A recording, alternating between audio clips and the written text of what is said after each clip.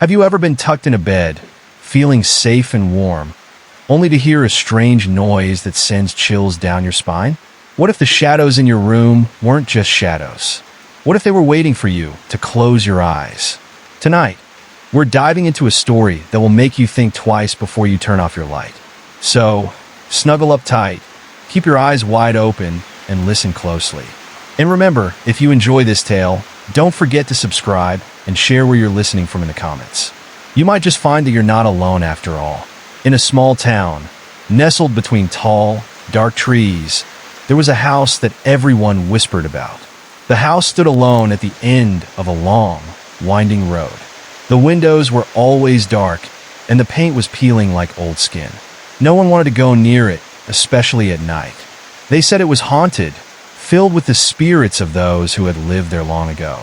But for a group of adventurous kids, the lure of the unknown was too tempting to resist. One chilly autumn evening, three friends decided to explore the old house. They were brave and a little foolish, but that's what made them friends. There was a boy with bright blue eyes and a curious mind, a girl with long brown hair who loved to tell stories, and another boy who was always up for a challenge. They gathered their flashlights and set off, their hearts pounding with excitement and a hint of fear. As they approached the house, the wind howled like a wolf, and the trees swayed ominously. The kids huddled together, their breath visible in the cold air. "Are you sure we should do this?" the girl asked, her voice shaking slightly. "What if something is really in there?" The boy with blue eyes grinned. "That's what makes it fun. We'll just peek inside and then leave. It'll be an adventure." They pushed open the creaky front door, which groaned like a tired old man. Inside, the air was thick with dust, and the smell of mold made them wrinkle their noses. The light from their flashlights flickered, casting eerie shadows on the walls. They stepped into the living room, where old furniture was covered with white sheets, looking like ghosts waiting to be uncovered. "Let's check upstairs," the boy suggested, his voice echoing in the silence. They climbed the staircase, each step creaking beneath their weight. At the top, they found a long hallway with doors on either side. One door stood slightly ajar, and a strange, cold breeze wafted through it. The girl hesitated, feeling a chill run down her spine. "Maybe we should just go back," she whispered. But the boys were already pushing the door open. Inside the room, they found a dusty old nursery. The walls were painted a faded yellow, and a small crib sat in the corner, covered in cobwebs. A soft lullaby seemed to drift through the air, but it was faint and distant, like a memory. The girl felt a shiver of fear. "This is creepy," she said, her voice barely above a whisper. The boys laughed nervously, trying to lighten the mood, but the laughter felt forced.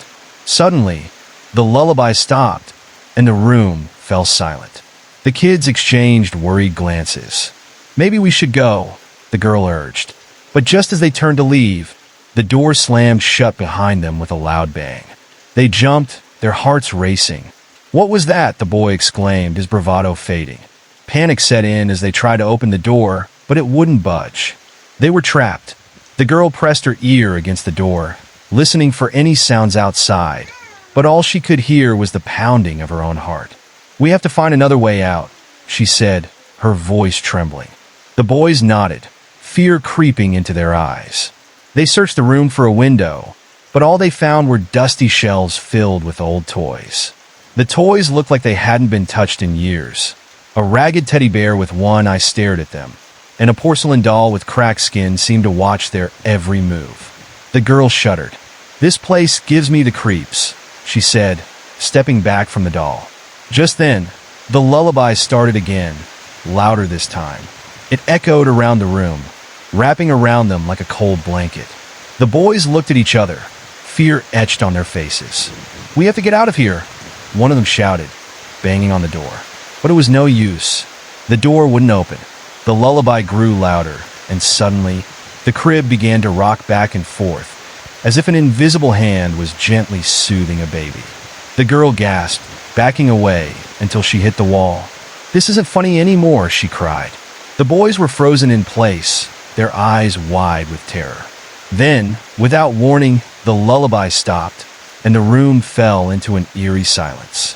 The air grew heavy, and a shadow moved across the wall, dark and shapeless. The kids held their breath, their hearts pounding in their chests. The shadow grew larger, and they could see the outline of a figure. It was tall and thin, with long, bony fingers that reached out toward them. "Run!" the girl screamed, and they all bolted for the window. But the window wouldn't budge either. They were trapped, surrounded by darkness and fear. The figure moved closer, its eyes glowing like two bright stars in the night. The kids could feel its cold breath on their skin, and they screamed as they pounded on the walls, desperate to escape. Just when they thought all hope was lost, the door creaked open slowly, as if inviting them to leave. They didn't need to be told twice. They rushed through the doorway and down the hall, their hearts racing. They ran down the stairs, not stopping until they burst through the front door into the cool night air. Once outside, they collapsed on the grass, gasping for breath. "What was that?" the girl asked, her voice shaking. The boys exchanged frightened glances. "I don't know," one of them admitted, "but I don't want to go back in there."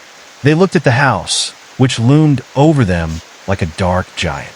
The windows seemed to watch them, and the wind whispered secrets through the trees. As they caught their breath, they decided to leave the house behind and never speak of it again. But as they walked away, the girl felt a strange pull, as if something was calling her back. She glanced over her shoulder and saw a flicker of light in the window, a soft glow that seemed to beckon her. "Wait," she said, stopping in her tracks. "What if we left something inside?" The boys tried to convince her to keep walking, but her curiosity got the better of her. "I'll just go back for a second," she insisted. "I'll be right back." Before they could protest, she turned and ran back toward the house. The boys watched in horror as she disappeared through the door. "We have to go after her," one of them shouted, but the other was frozen in fear. They stood there, torn between their fear of the house and their loyalty to their friend. Inside, the girl felt the air grow colder as she stepped back into the house. The soft glow was coming from the nursery, and she felt drawn to it. As she entered the room, she gasped. The crib was empty now, and the lullaby played softly in the background. The room felt alive, as if it was breathing around her. Suddenly, the door slammed shut again, and she was trapped once more. Panic surged through her as she turned to leave, but the figure was there, standing in the corner. It was closer now, and she could see its face, a pale, hollow visage with sunken eyes that seemed to stare right through her. "Why did you come back?" it whispered, its voice a chilling breeze that sent shivers down her spine. "You shouldn't." "I've come here." The girl backed away, her heart racing. "I just wanted to see," she stammered, her voice trembling. "I didn't mean any harm." But the figure took a step closer, its long fingers reaching out toward her. "You've disturbed my rest," it said, its voice echoing like a distant thunder. "Now you must stay." The girl screamed, turning to run, but the door wouldn't open. She was trapped, and the figure was closing in. Outside, the boys were pacing nervously, unsure of what to do. They could hear faint screams echoing from inside the house, and fear gripped their hearts. "We have to go in," one of them said, his voice shaky. "We can't leave her." They pushed the door open, and the house seemed to groan in protest. The air inside was thick with tension, and they could feel the darkness wrapping around them. They raced up the stairs, following the sound of their friends' cries. As they reached the nursery, they saw the door was ajar, swinging slowly back and forth. "Quick!" one of the boys shouted, and they rushed inside. The sight before them froze them in place. Their friend was backed against the wall, her eyes wide with terror, and the figure loomed over her, its fingers outstretched. "Get away from her!" one of the boys yelled, stepping forward. But the figure turned its gaze toward them, and they felt an icy chill wash over them. "You should not have come here," it whispered, its voice like the rustling of dead leaves. The boys felt a wave of fear wash over them, but they couldn't leave their friend behind. With a surge of courage, they grabbed their friend and pulled her away from the figure. "Run!" they shouted, and they all bolted for the door. The figure reached out, its fingers brushing against the girl's arm, and she felt a coldness seep into her skin. but they pushed through the door, bursting into the hallway. They raced down the stairs, the sound of their footsteps echoing in the silence. The house seemed to shake with anger as they reached the front door, but it swung open before them, as if it wanted to let them go. They stumbled outside, gasping for breath, and didn't stop running until they reached the safety of the trees. Once they were far enough away, they collapsed on the ground, panting and shaking. "What was that thing?" the girl asked, her voice trembling. The boys exchanged worried glances. "I don't know," one of them admitted, his face pale. "But we can never go back there." As they walked home, the darkness seemed to follow them, wrapping around them like a shroud. They didn't speak of what happened, but the memory of the figure haunted them. That night, as they lay in bed, they could still hear the lullaby echoing in their minds, and they could feel the cold breath of the figure on their skin. Days turned into weeks, and the experience faded into a distant memory. But every night, as they closed their eyes, they could still see the glow from the window and hear the whispers in the dark. They tried to forget, but the house lingered in their thoughts, a shadow that wouldn't go away. One evening, the girl had a nightmare. In her dream, she was back in the nursery, and the figure was waiting for her. It reached out with its long fingers, and she could feel the coldness wrapping around her. She screamed, but no sound came out. Just as it was about to touch her, she woke up, drenched in sweat. Shaken, she decided to call her friends. "I had the dream again," she told them, her voice shaky. "I can't stop thinking about that house." The boys exchanged worried glances. "Maybe we should go back," one of them suggested hesitantly. "We need to know what it wants." The girl hesitated, fear gripping her heart. But curiosity gnawed at her, and she found herself agreeing. "Okay, but this time we stick together," she said firmly. They gathered their flashlights once more and set off toward the house, the moon casting eerie shadows on the ground. As they approached, the wind howled through the trees, and the house loomed over them, dark and foreboding. The door creaked open as if expecting them, and they stepped inside, their hearts racing. The air was thick with dust, and the silence was deafening. They made their way to the nursery, the familiar chill creeping into their bones. When they entered the room, they found it just as they had left it, empty and silent. But this time, the lullaby was gone. Instead, a low whisper filled the air, echoing around them. "You've come back," it said, the voice chilling them to the core. "You shouldn't have returned." The kids felt a wave of fear wash over them, but they stood their ground. "What do you want?" The voice echoed through the room, rising in a chilling harmony that made the hairs on the back of their necks stand on end. "You've come back," it repeated clearer now, wrapping around them like a thick fog. The kids felt their hearts pound, urgency clashing with the instinct to flee. It was as though the very walls were closing in, pressing them against each other like a vice. The faint glow appeared again, flickering like a distant candle. They couldn't tell if it was real or just a trick of their minds, but it beckoned them, pulling their gaze toward the corner of the room. As they stepped closer, a feeling of dread washed over them. The air became heavier, laced with an unnatural cold that seeped into their very bones. Shadows danced across the walls, twisting into grotesque shapes that seemed to mock their fear. "We shouldn't be here," one of the boys whispered, glancing back at the door as if hoping to see it swing wide open, offering them a path of escape. But the door remained closed, and the uncanny silence wrapped around them, thickening like fog. The girl's fingers brushed against the crib, and an icy chill shot through her arm. She pulled her hand back as if burned. The crib looked as though it had been untouched for years, but the faint smell of baby powder hung in the air, mingling with something rotten, like the scent of decay. A soft cooing sound began, echoing in the stillness, and suddenly, a ghostly figure emerged from the shadows.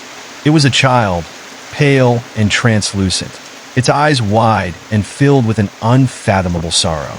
The apparition reached out to them, its small hand trembling in the air, tears streaming down its face.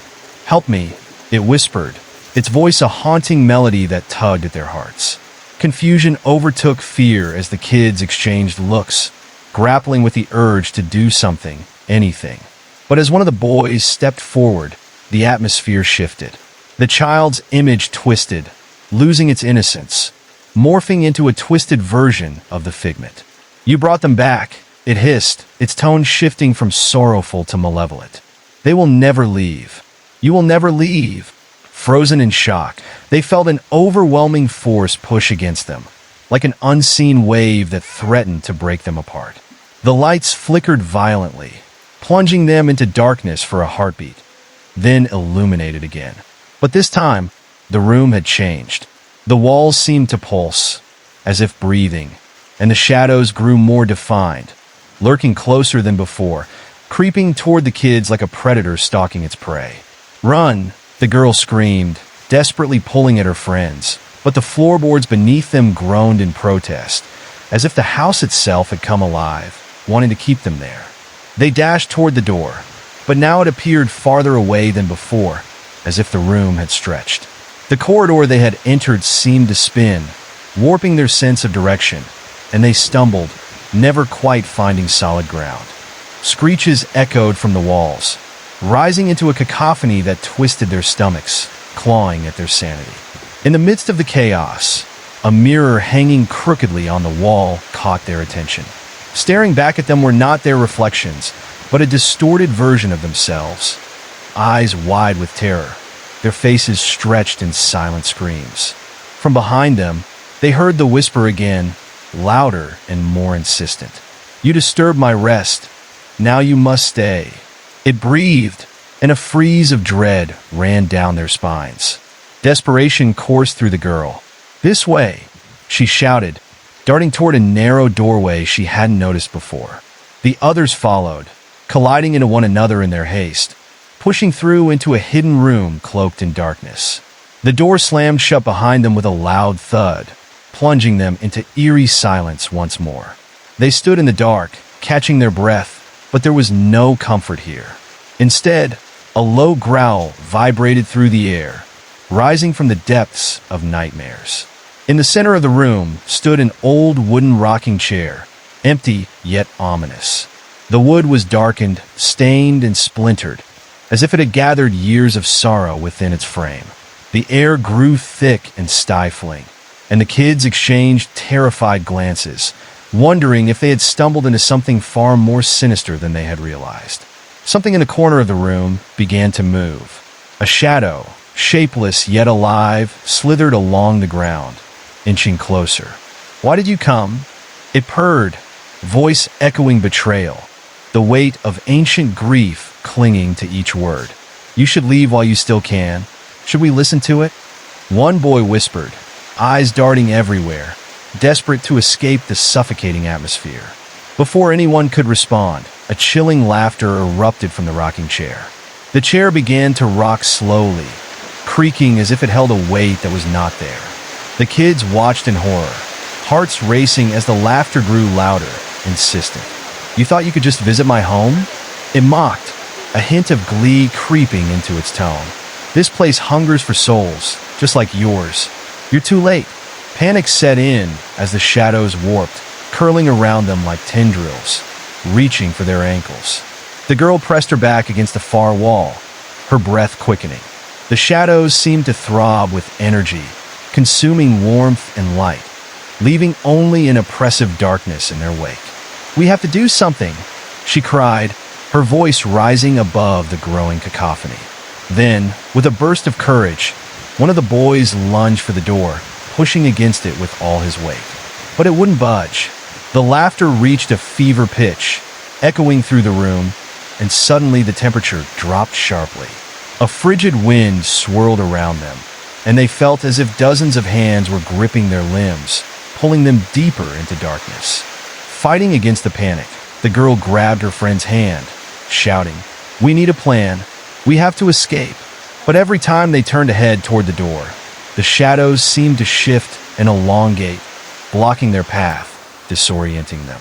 "We can't just stand here," the other boy exclaimed, desperation creeping into his voice. "We need to find another way out." Suddenly, the air crackled with a high-pitched hum, a sound that was both haunting and familiar. The lullaby returned, reverberating off the walls, filling the room with a twisted sense of comfort. "You belong here," it sang in a soothing tone, drowning out their panic. As if caught in a trance, the girl felt herself being drawn toward the sound, her limbs moving against her will. A fierce determination sparked within her. "No, this isn't where we belong," she shouted, breaking through the spell, pulling her friends back with her. In that moment of defiance, the shadows flickered, as if struck by a wave of light. "Leave!" it boomed, the voice shaking the very foundation of the house, pushing against them with a force that was palpable. And then, just as suddenly, the air shifted, and the shadows receded, revealing the door. "Go now!" the girl urged, and the boys surged toward it, not looking back. They barreled through the doorway, and in that moment, a terrifying wail erupted from the depths of the house, a mournful, tortured sound that echoed down the hallways, promising vengeance. Outside, they stumbled into the night, gasping for fresh air, their hearts racing with adrenaline and fear.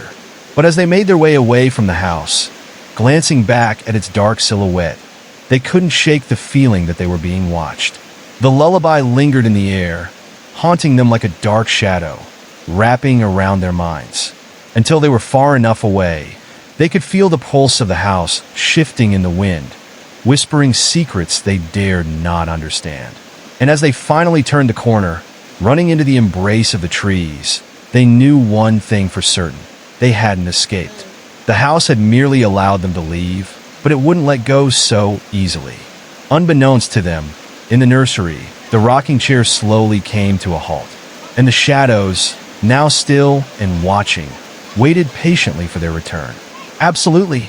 Here's the continuation of the story, focusing on building suspense and creating unsettling scenes, while ensuring an immersive experience without repeated sentences or words. With a sense of dread gnawing at their insides, the kids sprinted through the trees, branches snapping and leaves rustling underfoot. The moon hung above them, casting a silvery glow that illuminated their path, but also deepened the shadows all around. They ran hard, their breaths quick and ragged. But as they reached the clearing, an unsettling feeling settled over them, like a heavy blanket of anticipation. Each glance backward stirred fears they dared not name. The house loomed in the distance, its dark windows like empty eyes, watching their every move. "We need to keep going," the girl said, her voice trembling. But it was too late. A chill sliced through the air, sharper than before, wrapping around them like icy fingers. A low whisper danced on the wind, weaving through the trees. "Come back," it seemed to beckon, a sinister echo that made their spines tingle. Suddenly, the ground beneath their feet trembled, and a low rumble resonated from the direction of the house. The ground cracked in jagged lines, snaking across the forest floor like an angry creature. Panic surged through them as the earth split open, revealing remnants of what once might have been part of the house. Grumbling with splinters, rusted nails, and pieces of old wallpaper stuck to the earth like lost memories. One of the boys stumbled, nearly falling into the abyss as the outlines of twisted, ghostly figures began to materialize just beneath the surface. They reached out with skeletal fingers, clawing at the edges of their world, seeking something, anything, to pull them down into the darkness.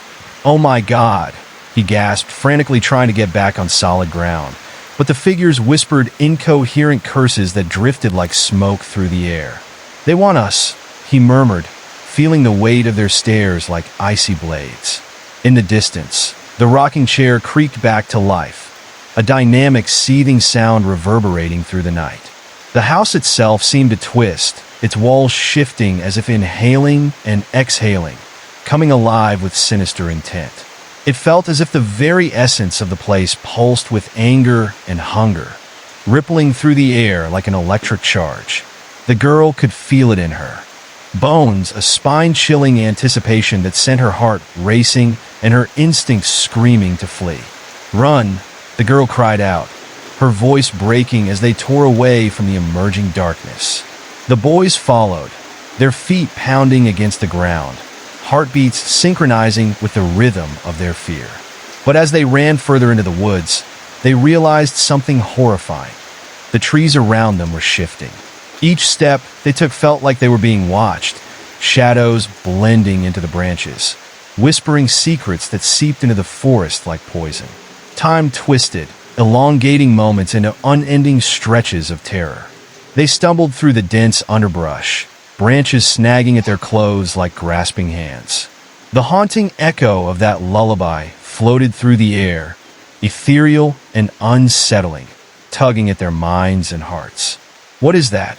One of the boys yelled, but no one had an answer. The sound seemed to arise from everywhere and nowhere, enveloping them in a cocoon of dread that made every hair on their bodies stand. And then, just as they thought they might escape into safety, the ground erupted behind them. The house had unleashed a wave of dark energy, pouring forth like a torrent as shadows spilled from the very foundation. The air filled with an ominous roar, a cacophony of voices rising and crashing like waves against a rock. "Stay with us," they echoed, a chilling harmonization that caused their skin to crawl. Suddenly, a figure broke through the underbrush, a pale silhouette, its face gaunt and hollow, eyes glimmering with an otherworldly hunger. "Help me," it pleaded, a wailing sound that tore at their sanity. It reached out, fingers elongated and twisted, stretching toward them like smoke upon a breeze. The exact same way the apparition in the house had called for assistance. The girl screamed, the sound slicing through the night air, snapping the boys back to cold reality. "Don't look," she cried, yet her voice felt weak against the weight of horror around them. In that moment, they felt something shift within the very fabric of their world, a collective understanding dawning on them, a realization that reaching out could mean not just help but damnation. The shadows followed, relentless and insidious, slithering over roots and through leaves as they chased the kids. Each step felt heavier, like the ground had conspired to pull them back. And the ghastly figures behind them multiplied, a tide of lost souls swirling in desperation, their mournful cries mingling with the wind. "We need to find shelter," shouted one of the boys, glancing toward a faint light flickering through the trees. It offered a glimmer of hope, but as they drew closer, the darkness pulsed around them, smothering the light, feeding on their dread. The girl's heart raced faster as they neared the light, revealing a clearing tangled with overgrown vines and gnarled trees. In the center stood an old, abandoned shed, its door hanging off its hinges, beckoning them in. "Is it safe?" one boy asked, glancing at the shadows now swarming closer, creeping along the ground like an oil spill. The girl nodded, adrenaline propelling her forward. "We have to hide." They plunged into the shed, slamming the door shut behind them, their hearts pounding in the suffocating silence that enveloped them. Inside, the air was stagnant and stale, filled with the scent of mold and decay. Darkness settled in, swallowed by the shadows that clung to every corner. They huddled against the far wall, panting hard as they tried to catch their breath, hearts hammering in their chests like relentless drums. But then the flickering light illuminated the space, casting eerie, dance-like shadows across the walls. It was the remains of an old oil lamp, still standing defiantly, flickering weakly as if it too was fighting the darkness. "Maybe it's our way out," the girl mused, but doubt loomed over them. Their eyes adjusted, and around them an array of forgotten furniture littered the floor, strewn beneath layers of dust. Old trinkets of a time long gone. A cracked mirror stood propped against the wall, its surface grimy. She could just make out their reflections, distorted, twisted faces staring back with wide eyes. But something moved behind the glass, something that wasn't their own. Shadows flickered and writhed within it, casting long arms against their faces. The girl froze, feeling the hairs on her neck stand. The whispers seeped in again, deeper this time, wrapping around their thoughts. "Stay here. Stay forever," they cooed, the air thickening with despair, the shed closing in around them. "Break it!" one of the boys shouted, panic sweeping through the group as he lunged forward. But before he could touch the mirror, the ground beneath them shuddered again. The shed trembled, the walls groaning, and an oppressive weight exerted itself, pushing against them like a suffocating fog. "Get back," she warned, but it was too late. The mirror cracked, breaking into splinters, and with it, an ear-splitting scream echoed through the air. They were flung back, landing in a heap as the room spun around. The lamp flickered wildly before extinguishing completely, plunging them into darkness. The last thing they heard was the sound of soft footsteps creeping closer, accompanied by whispering echoes that promised unending anguish. As the darkness closed in, panic rose to a fever pitch, and they knew one thing. Whatever was inside, that shed had no intention of letting them leave, ever. The darkness clung to them like a wet blanket, thick and oppressive. It wrapped around their bodies and minds, squeezing all hope of escape from their chests. They scrambled in the pitch blackness, the sound of their panting breaths mingling with the ominous silence. Shadows danced against the walls, their twisted forms distorting reality, flickering and morphing like living nightmares. In that oppressive gloom, the girl felt a cold breeze ripple through the shed, chilling her to the bone. It slithered under her skin, sending shivers racing through her spine. From somewhere deep within the darkness, a low hum resonated, vibrating the very air around them. It grew louder, shifting from a murmur to a cacophony of sound, a blend of whispers that tugged at the edges of her mind. Each voice echoed with a sense of despair, mingling with laughter that was both childlike and grotesque, filling her with a deep unease. "Stay with us, don't go," they pleaded in unison. It felt as if the walls themselves were alive, pulsing with energy, and the children pressed against each other as if their body heat could ward off the encroaching terror that surrounded them. A flicker of light erupted like a faulty bulb, momentarily illuminating the space. The fleeting brightness revealed a collection of strange objects scattered around the shed. Dusty dolls, broken toys with missing limbs, and faded photographs of people whose faces had been scratched out, as if someone wanted to erase the memory of their existence. "Why are they all?" one boy began, his voice trailing off in horror. Together, they scanned the room, dread curling in their stomachs. That faded photograph seemed to pulse with strange energy, and those once familiar smiles felt charged with mischief, holding secrets of darkness they could not comprehend. Just then, a loud scraping sound echoed from the door, jolting them out of their thoughts. It was as if something was trying to dig its way in, nails raking against the wood, leaving shallow grooves in the surface. Their hearts raced, adrenaline flooding their veins. Each noise felt like a countdown, a race against whatever was waiting on the other side. They held their breath, listening intently, but the sound ceased as suddenly as it had begun, leaving behind heavy silence and an overwhelming sense of foreboding. In that eerie stillness, a sense of dread wrapped around them tighter than before. As if sensing their fear, an ice-cold wind swept through the room, swirling like a specter. It merged with their breaths, drawing them into a fog of confusion. And then, without warning, something began to move within the shadows, a dark silhouette crawling towards them. The outline shifted unnaturally, expanding and contracting, as though it struggled to maintain its form. "Get back!" the girl shouted, her voice sharp and filled with panic. They stumbled back against the wall, their hearts hammering in unison, trying to escape the creeping terror. The shadow solidified and began to take on a more distinct shape, revealing a contorted figure clad in tattered clothes, limbs twisted at odd angles, and a face that was nothing but a hollow void, devoid of features, showing only an endless abyss of darkness. It came closer, inching forward methodically, drawn by their fear like a moth to a flame.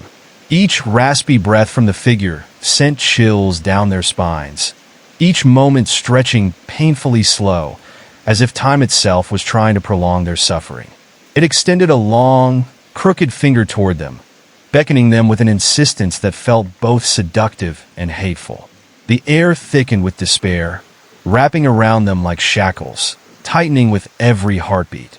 One boy lunged for the door, driven by instinct. "We can't stay here," he yelled, but the figure's laughter, deep, mocking and hollow, filled the room, echoing in their ears and wrapping around their minds like a vice. "You can't escape," it taunted, its voice slithering into their thoughts, sowing seeds of doubt and fear. The shadows absorbed his shout, and he froze, paralyzed by an unseen force and the chilling realization that they might be trapped here forever. "Find a way out," the girl screamed, her mind racing as she searched the room for any possible escape. Her eyes lit upon a small window at the far end, partially obscured by layers of grime.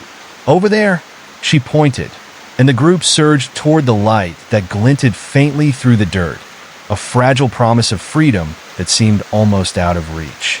But as they rushed toward the window, the figure lunged, stretching its limbs unnaturally, as if the very darkness it inhabited gave it strength. The shadows writhed around it, rippling like waves, reaching desperately towards the terrified children, eager to reclaim them into a world of suffering. The girl felt the cold tendrils brush against her arm, freezing her in place for just an instant, just long enough for fear to sink its claws deeper into her mind. "Help me, please," she cried out to her friends, who were already scrambling towards the window, adrenaline pushing them forward. They gripped the frame, trying to pull it open, but rust and age had sealed it tight. The mocking laughter from the figure echoed through the shed, a dreadful sound that heightened their urgency. With each sound of frantic thuds against the shutters, they felt their hope start to wane. Then suddenly, the door crashed open, flinging wide as if it had been slammed by an unseen hand. Light spilled in from the outside, a stark contrast to the suffocating darkness within. The children turned instinctively towards the opening, realizing that the figure had momentarily hesitated, intrigued by the intruding brightness. Seizing the moment, they lunged for the door, eyes wide with fear and determination, each step carrying them further from the encroaching shadows.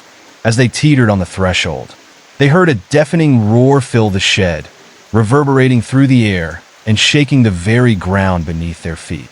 The dark figure writhed in rage, its laughter morphing into a chilling shriek that echoed in their minds, as if their souls were being torn asunder. Shadows surged toward them like a flood, eager to reclaim their presence.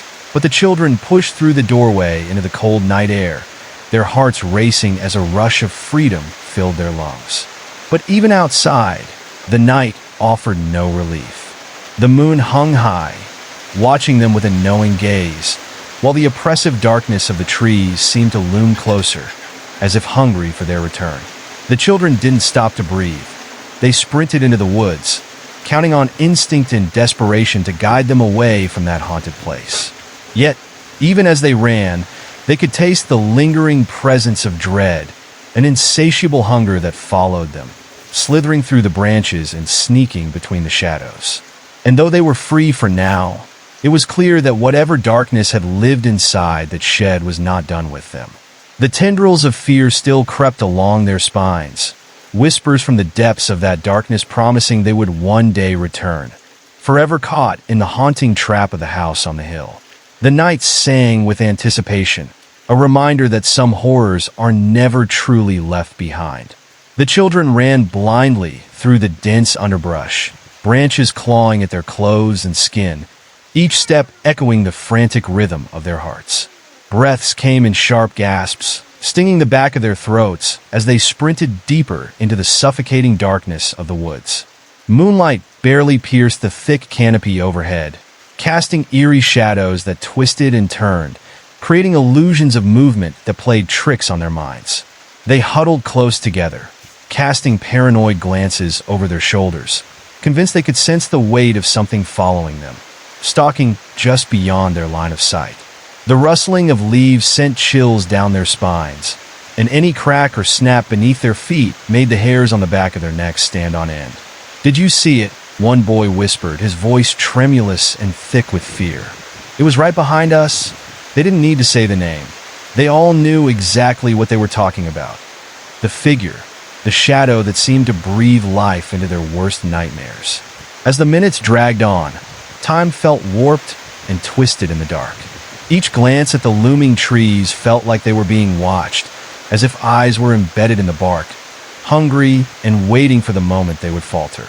One of the girls stopped, heart pounding in her chest, her back pressed against a gnarled tree trunk. "We need to hide," she urged, voice shaky yet urgent.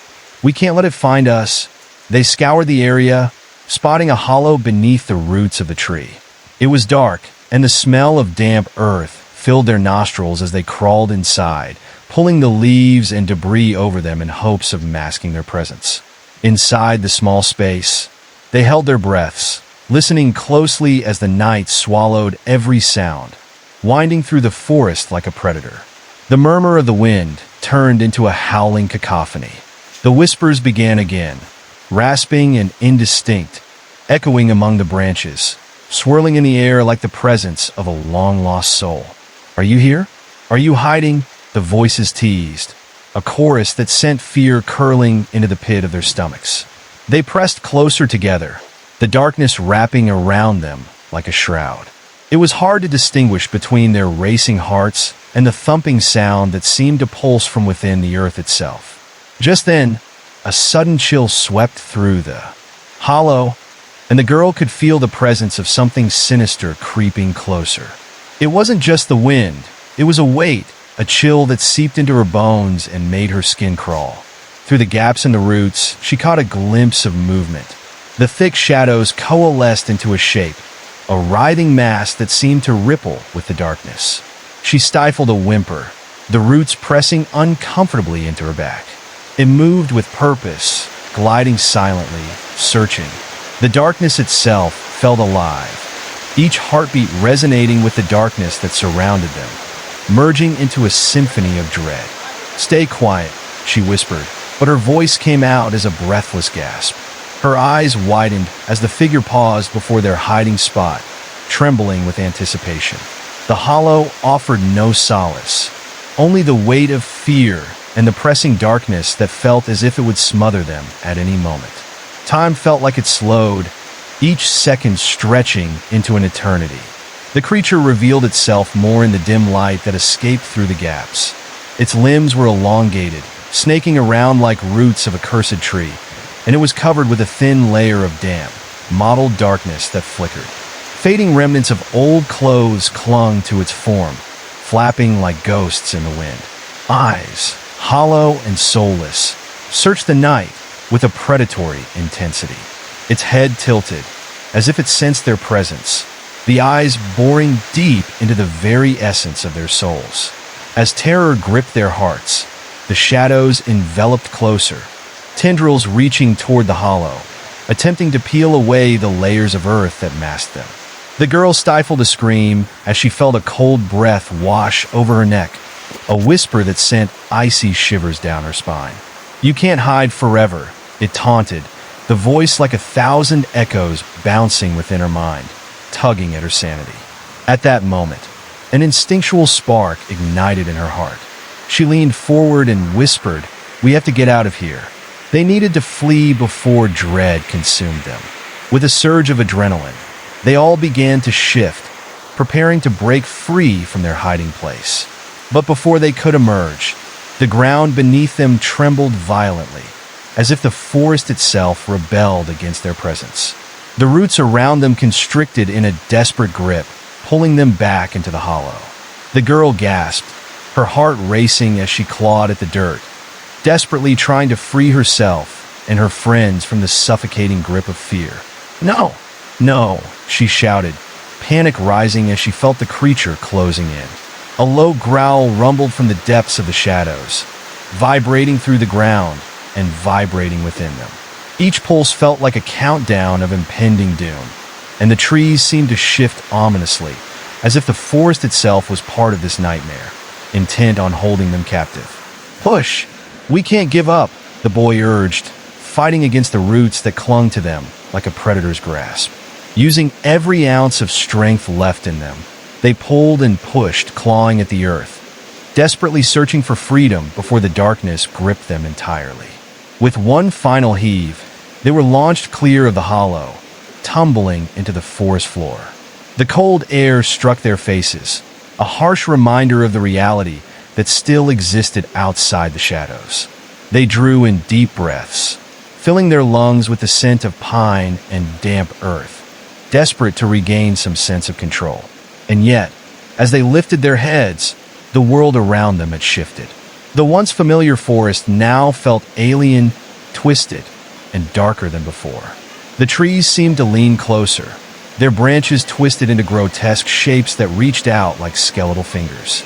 They looked back for the shed, but it had vanished into the night, as if the very ground had swallowed it whole. Suddenly, the whispers returned. The presence was not far behind. The children felt its hunger, a palpable force that urged them to run, to hide, but deeper within them grew a disquieting realization that escaping this night was not merely about running away. They were ensnared in a web of shadows that threatened to pull them back under forever.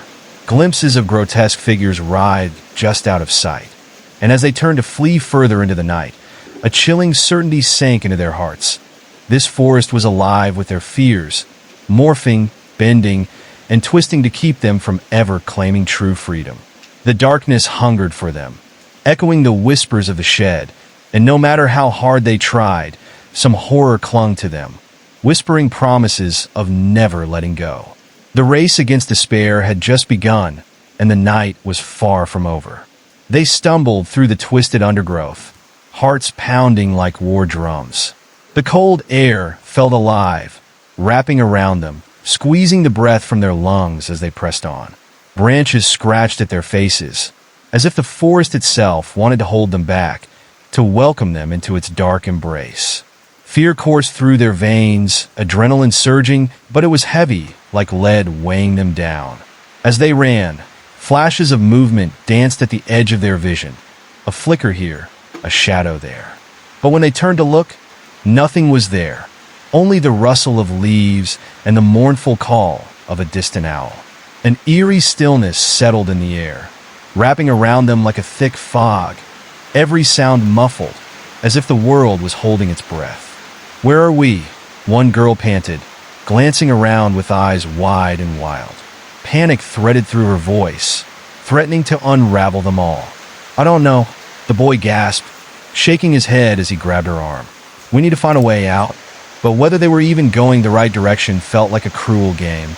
The trees, now towering and forbidding, seemed to twist and sway unnaturally, blocking any hint of the moonlight. Their forms twisted into monstrous shapes, whispering secrets that slithered through the air like smoke.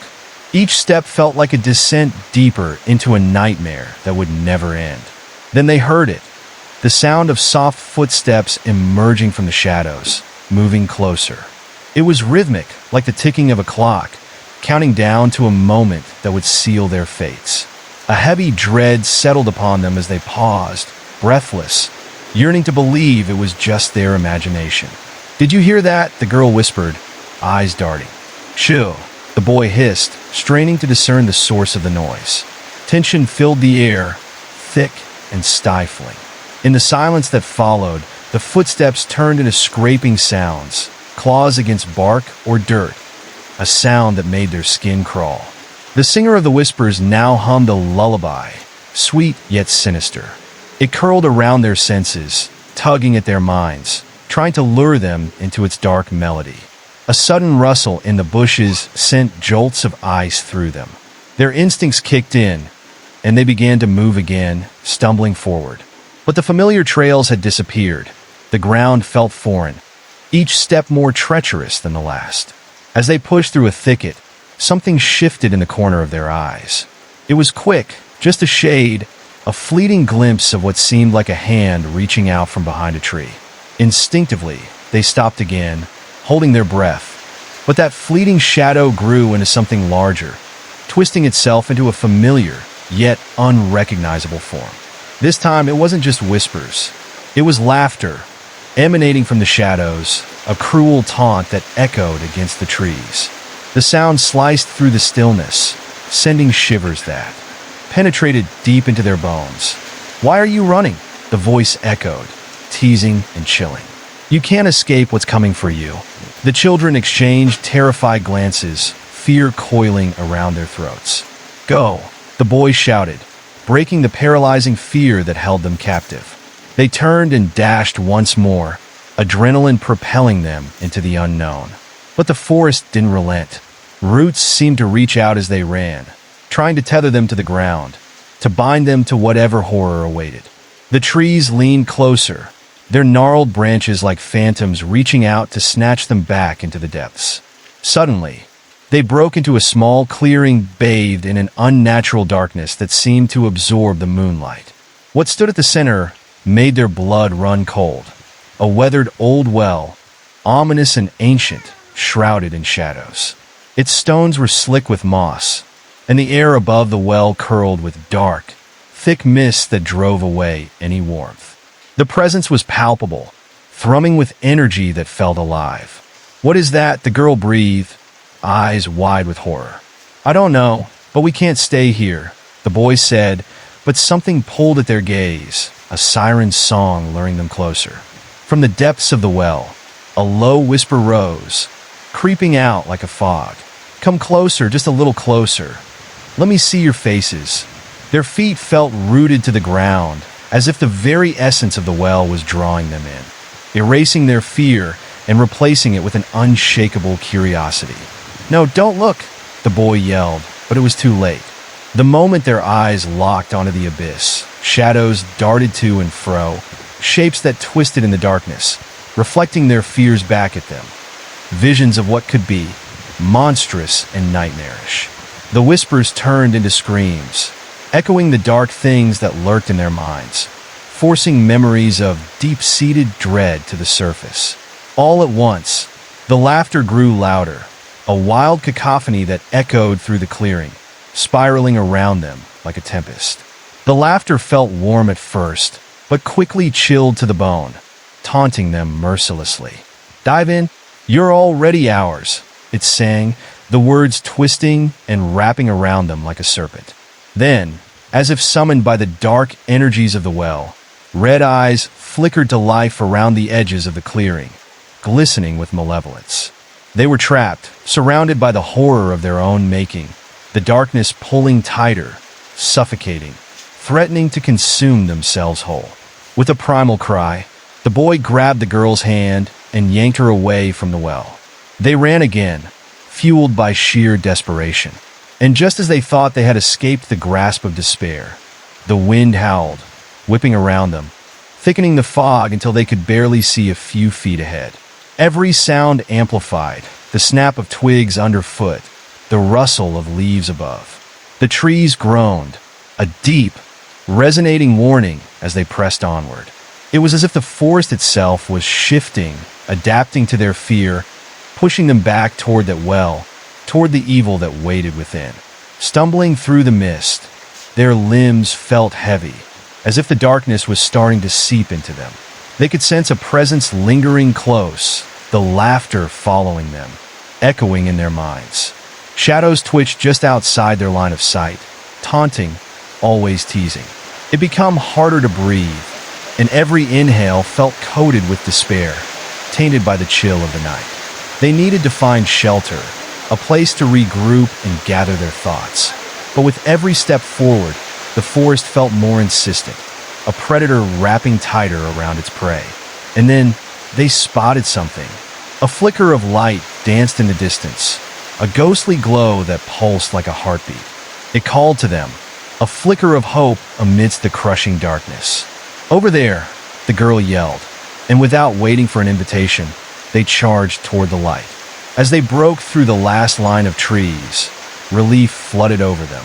They stumbled into a clearing that felt entirely different, a stark contrast to the oppressive dark they left behind. In the center stood an old, dilapidated cabin, the windows cracked and dark. Its door creaked on weary hinges, but the light beckoned from inside, warm and inviting. "Maybe we'll be safe here," the boy said, but even as he spoke, unease settled in the pit of their stomachs, as if the very air hummed with warning. Still gripped by a desperate hope, they hurried inside, the door slamming shut behind them with an ominous thud. Inside, the air hung stagnant, heavy with the scent of rotting wood and mold. Dust motes floated in the lamplight, illuminating the cobwebs that crept along the corners. Each creak of the floor felt like a reminder of the suffocating presence outside. but the light from the old lamp flickered as if the cabin knew it was being watched. Then, just as they began to catch their breath, the laughter returned, softer now, but still chilling. "You think you're safe?" it hissed, wrapping around them like chains. "You belong to the night, and it demands its due." The shadows thickened, swirling around the room, pooling like ink. From the edges, dark shapes began to emerge, creeping closer, bearing the faces of fears long buried and twisted. It was as if the very walls whispered their darkest secrets, each dark figure a manifestation of their deepest regrets and pains, feeding off their terror. "No," the girl shouted, but her voice was swallowed by the dark. They backed away, fear clawing at their throats, desperate for an escape, but knowing deep down that it was futile. "Face us, face your fear," the voice echoed, resonating through the cabin. Suddenly, one figure lunged, reaching for the boy with claws that glinted in the dim light. He stumbled backward, crashing into a table, sending objects scattering and breaking against the floor. Chaos erupted as shadows converged, dark tendrils of fear snaking around them, coiling tighter with every heartbeat. The flickering light from the lamp sputtered and began to fade, plunging them into an encroaching darkness that felt all too real. They had nowhere to run, nowhere to hide. The shadows were closing in, their laughter mingling with the boys' frantic breaths. Each moment stretched into an eternity as the darkness loomed, the tendrils wrapping around their throats, squeezing the last vestiges of hope away. With every surge of panic, the shadows stirred, whispering urgency in their ears. "You cannot escape. You belong to us." And as the light flickered its last, the weight of despair crashed down, urging them to surrender to the depths of night that called them home. Just as the darkness settled around them, the shadows began to shift, writhing like smoke, reshaping them into something tangible, something far more sinister. The boy could see the outlines of faces within, contorted in eternal grief and rage, their features flickering in and out like a bad projection. Dread twisted in his gut as they reached out toward him, fingers elongated and skeletal, scraping against the air with a sound akin to nails on chalkboards. Every heartbeat echoed a warning, a reminder of what they had stumbled into. The floor beneath them groaned, as if the very wood lamented the arrival of unwelcome guests. Glancing at the girl, he saw the fear reflected in her wide, glassy eyes, that look of desperation mirrored in her trembling hands. As the shadows closed in, whispers grew louder, a cacophony of lost souls crying out, warning them, begging for release. "You shouldn't have come here," the voices hissed, each syllable dripping with malice. "This is our sanctuary, a tether to the world of the living." Restless energy filled the air, making it hard to breathe as the shadows danced hypnotically, like a macabre performance unfolding before their terrified eyes. He felt a chill race down his spine, the shadows pressing against him, teasing him with grim memories, flooding his mind with flashes, things that were forgotten, regrets that loomed larger than life. Just as he shook his head to clear the chaos, an image of his greatest fear manifested in the shadows before him. His own reflection, twisted and warped into something monstrous. The girl screamed, breaking the grip of horror for a moment, but the shadows enveloped them, absorbing her cry, twisting it into a haunting melody that echoed around the cabin. It was a sound that resonated with a deep pain, a beautiful song that turned sinister in an instant. "Leave us alone," she shouted, her voice strong despite the tremor underlying it. But the shadows only laughed, a low rumbling that shook the very walls. They coiled closer, wrapping around her wrists, their touch icy and feral, drawing her into their depths. Desperate to save her, the boy lunged forward, adrenaline surging as he reached for her, but the dark tendrils whipped around him, pulling him back with a vicious strength. The more they struggled, the tighter the shadows held them, a vice of despair constricting around their chests, quickening their breaths. He felt anger rising, a fierce determination igniting within him as the darkness threatened to overtake them both. "No," He cried out, attempting to shake off the panic that clung to him like a shroud. "We will not be yours."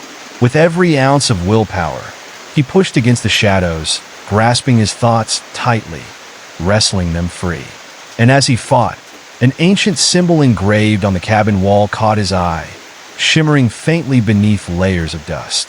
It pulsed with a warmth that felt oddly inviting in contrast to the cold tendrils binding them. "There," he pointed, a spark of hope igniting in his heart. "If we can reach that symbol, maybe it will help." But the shadows twisted and writhed, distorting in anger at the mention of the emblem. A dark wind whipped through the room, blowing out the flickering lamp, plunging them into darkness. For a moment, only the whispers filled the air, a chilling chant echoing through the cabin, drowning out their thoughts, threats intertwining with their deepest fears. With panic fueling their movements, the girl managed to twist away from the shadows for a fleeting moment, her eyes darting toward the wall. "We have to move together," she urged, and in that instant he felt a flicker of connection. Their hands brushed, and warmth coursed through him, sending a bolt of determination. They bolted toward the wall, limbs heavy and hearts pounding as the shadows lunged at them, screeching in fury. The tendrils lunged, capturing the edges of their vision as they sprinted, shapes of tortured souls eager to reclaim their prey. The cabin felt alive, shifting and bending under the weight of the dark materials, walls breathing with an energy that throbbed and pulsed, almost alive. Nearing the wall, the air thickened, refusing to let them pass. They had to fight, had to push back against whatever darkness sought to consume them. He could feel the energy of the cabin wrapping around him, stifling his breath, clawing at his skin. But he focused on the glowing emblem, his heart racing as they neared it, the warmth intensifying, a beacon against the encroaching darkness. At the last moment, the shadows lashed out again, desperate to claim them both, and they barreled forward, diving toward the symbol as teeth of darkness reached for them. Just as fingers grazed their backs, they touched the ancient carving, and a blinding light erupted, flooding the room with a searing radiance that momentarily severed the shadows' grip. The shadows shrieked, a sound of pure anguish as the light enveloped them, forcing them back, breaking their hold on their physical forms. It was a fierce brightness, cleansing and powerful, illuminating the darkest corners of the cabin, driving away the shadows that had haunted that place for too long. As the light surged, the whispers turned into wails of despair, filling the room with sorrow and rage. Cracking echoed from the walls as if the cabin itself was shaking free from the darkness, and fissures rippled across the wooden beams, the old structure groaning in protest. "This way," he shouted over the chaos, forcing her to move, their urgency now heightened, guiding her along the wall. The oppressive grip of the shadows receded slightly, and they moved, feeling strangely buoyed by the light's energy. But the battle was not over, and the shadows still twirled at the edges, gathering strength for one final attempt to claim them. Together, they made it through the threshold of light, stumbling forward as the glow pulsed around them. The shadows writhed and twisted violently, threatening to plunge them back into the shadows, back to the cold embrace from which they had temporarily escaped. Yet the light surged with a newfound fury, flashing like a storm, wrapping around their legs, pulling them further. "Stay close," she cried, fear mingling with hope, and he could see the shadows colliding with the force of the light, sparks exploding as they clashed. The whispers became frantic, rising to an unbearable crescendo, and primal scream that echoed in his head, threatening to swallow them whole if they let up even for a second. He clenched his teeth, determined to push through, aware that the shadows sought to reclaim their hold on them, ready to return to the night empty-handed. "We have to believe," he shouted, squeezing her hand tightly like a lifeline. With each stride, hope ignited within him, propelling them through the chaos. They could not falter now, not when victory hovered just beyond the veil of darkness. The light pulsed again, filling the cabin as they neared an open door at the far end, a way out beckoning them. But as they ran, The shadows surged forward, cold and relentless. Claws closed in once more, grazing against the boy's back, leaving traces of chilling dread that pulled at his very essence. "Don't look back. Keep running," she urged, her voice shouting against the dying echoes of the wailing darkness. He forced himself to focus on the door, its outline beckoning against a glimmer of hope.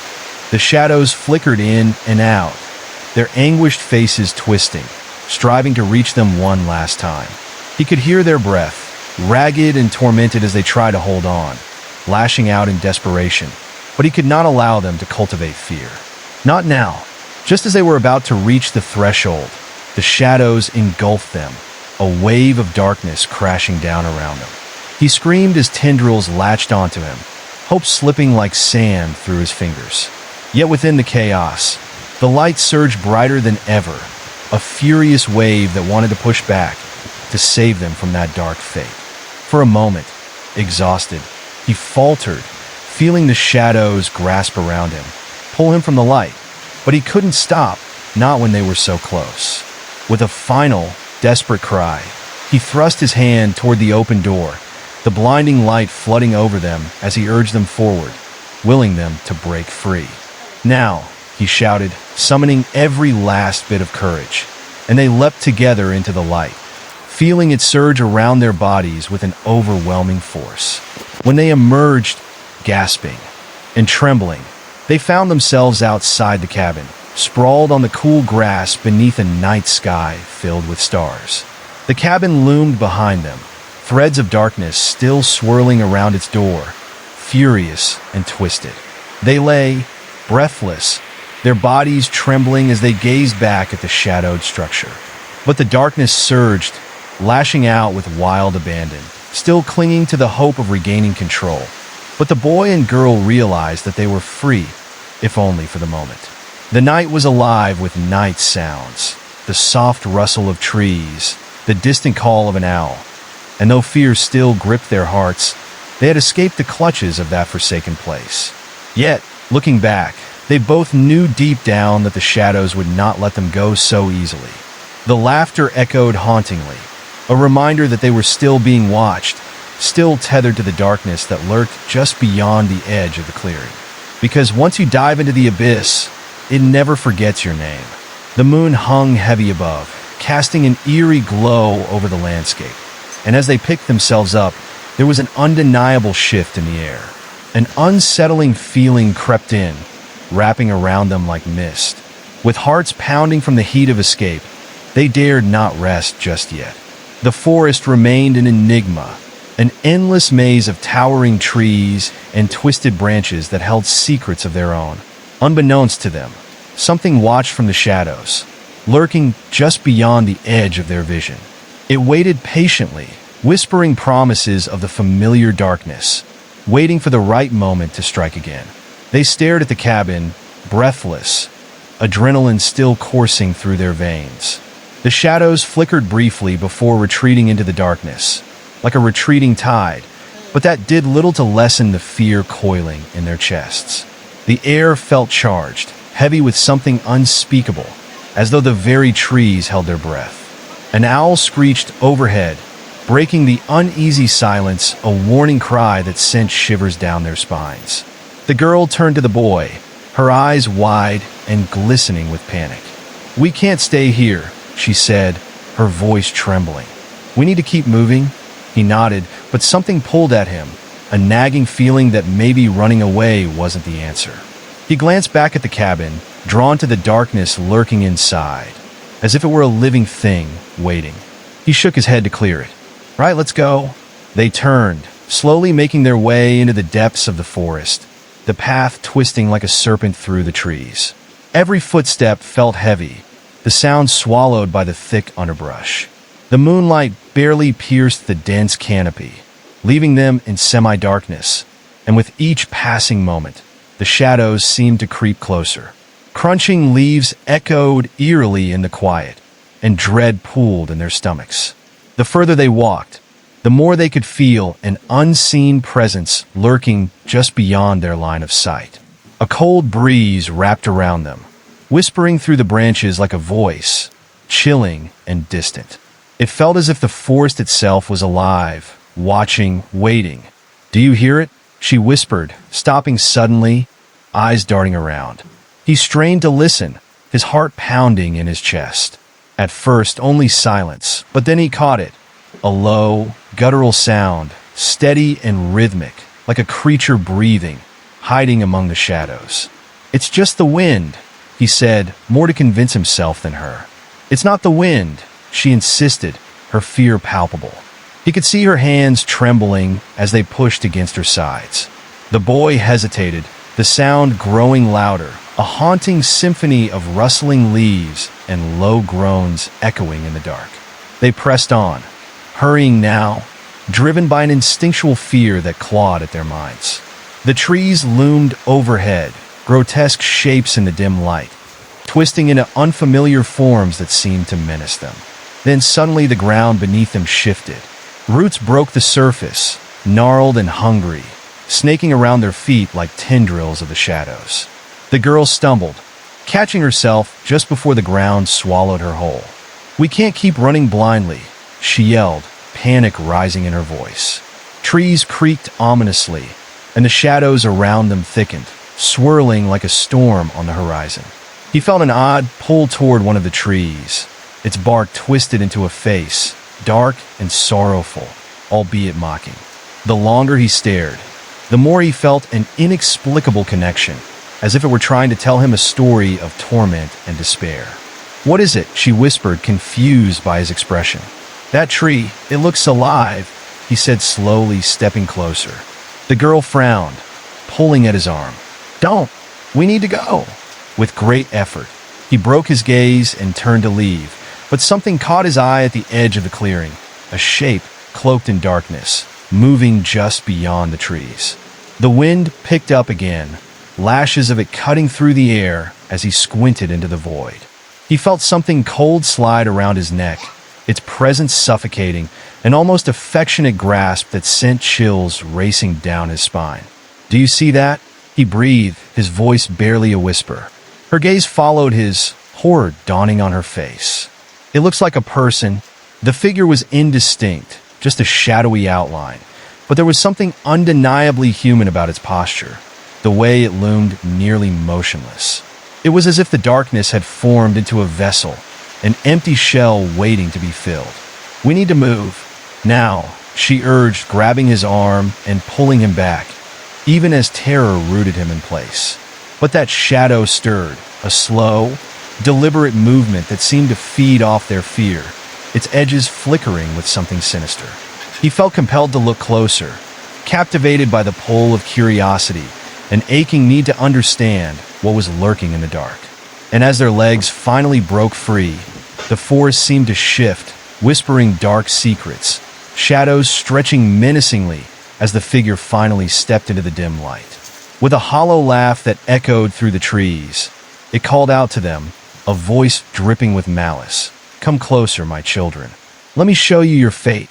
The words sunk into him like ice, freezing his limbs. An instinct kicked in. He turned to run, but the girl hesitated, glancing back one last time, her eyes wide with fear and fascination. "Don't!" he shouted, grabbing her wrist and pulling her forward. The air grew thick with dread as they sprinted deeper into the forest, branches clawing at their skin. The laughter faded into a scream, reverberating through the night, a chorus of untold anguish that echoed in their minds, a sound that would forever haunt their dreams. As they fled, the darkness inched closer, almost sentient, trailing behind them like a relentless predator. The sound of footsteps, many footsteps, began to fill the air, an endless march of souls lost to the shadows, thirsty for revenge. "Hurry!" he shouted, pushing her ahead of him, adrenaline coursing through his veins. They burst into a small clearing, moonlight spilling down, illuminating something that froze them in place. A circle of stones stood at the center, ancient and warped, each marked with strange symbols that glowed faintly, pulsing like a heartbeat. "What is this?" she breathed. Before he could answer, the wind howled again, and the shadows coalesced around them, feeding off their fear, forming tangible shapes with anguished faces, eyes wide with pain and rage. "You should not have come here," one hissed, a voice like dry leaves filled with malice. "This is our land," another cried, echoing through the air, voices melding into a chilling symphony.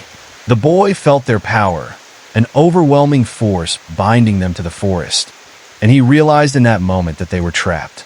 The symbols on the stones flickered, growing brighter with their terror, a beacon enticing the shadows that danced closer, hungry for life.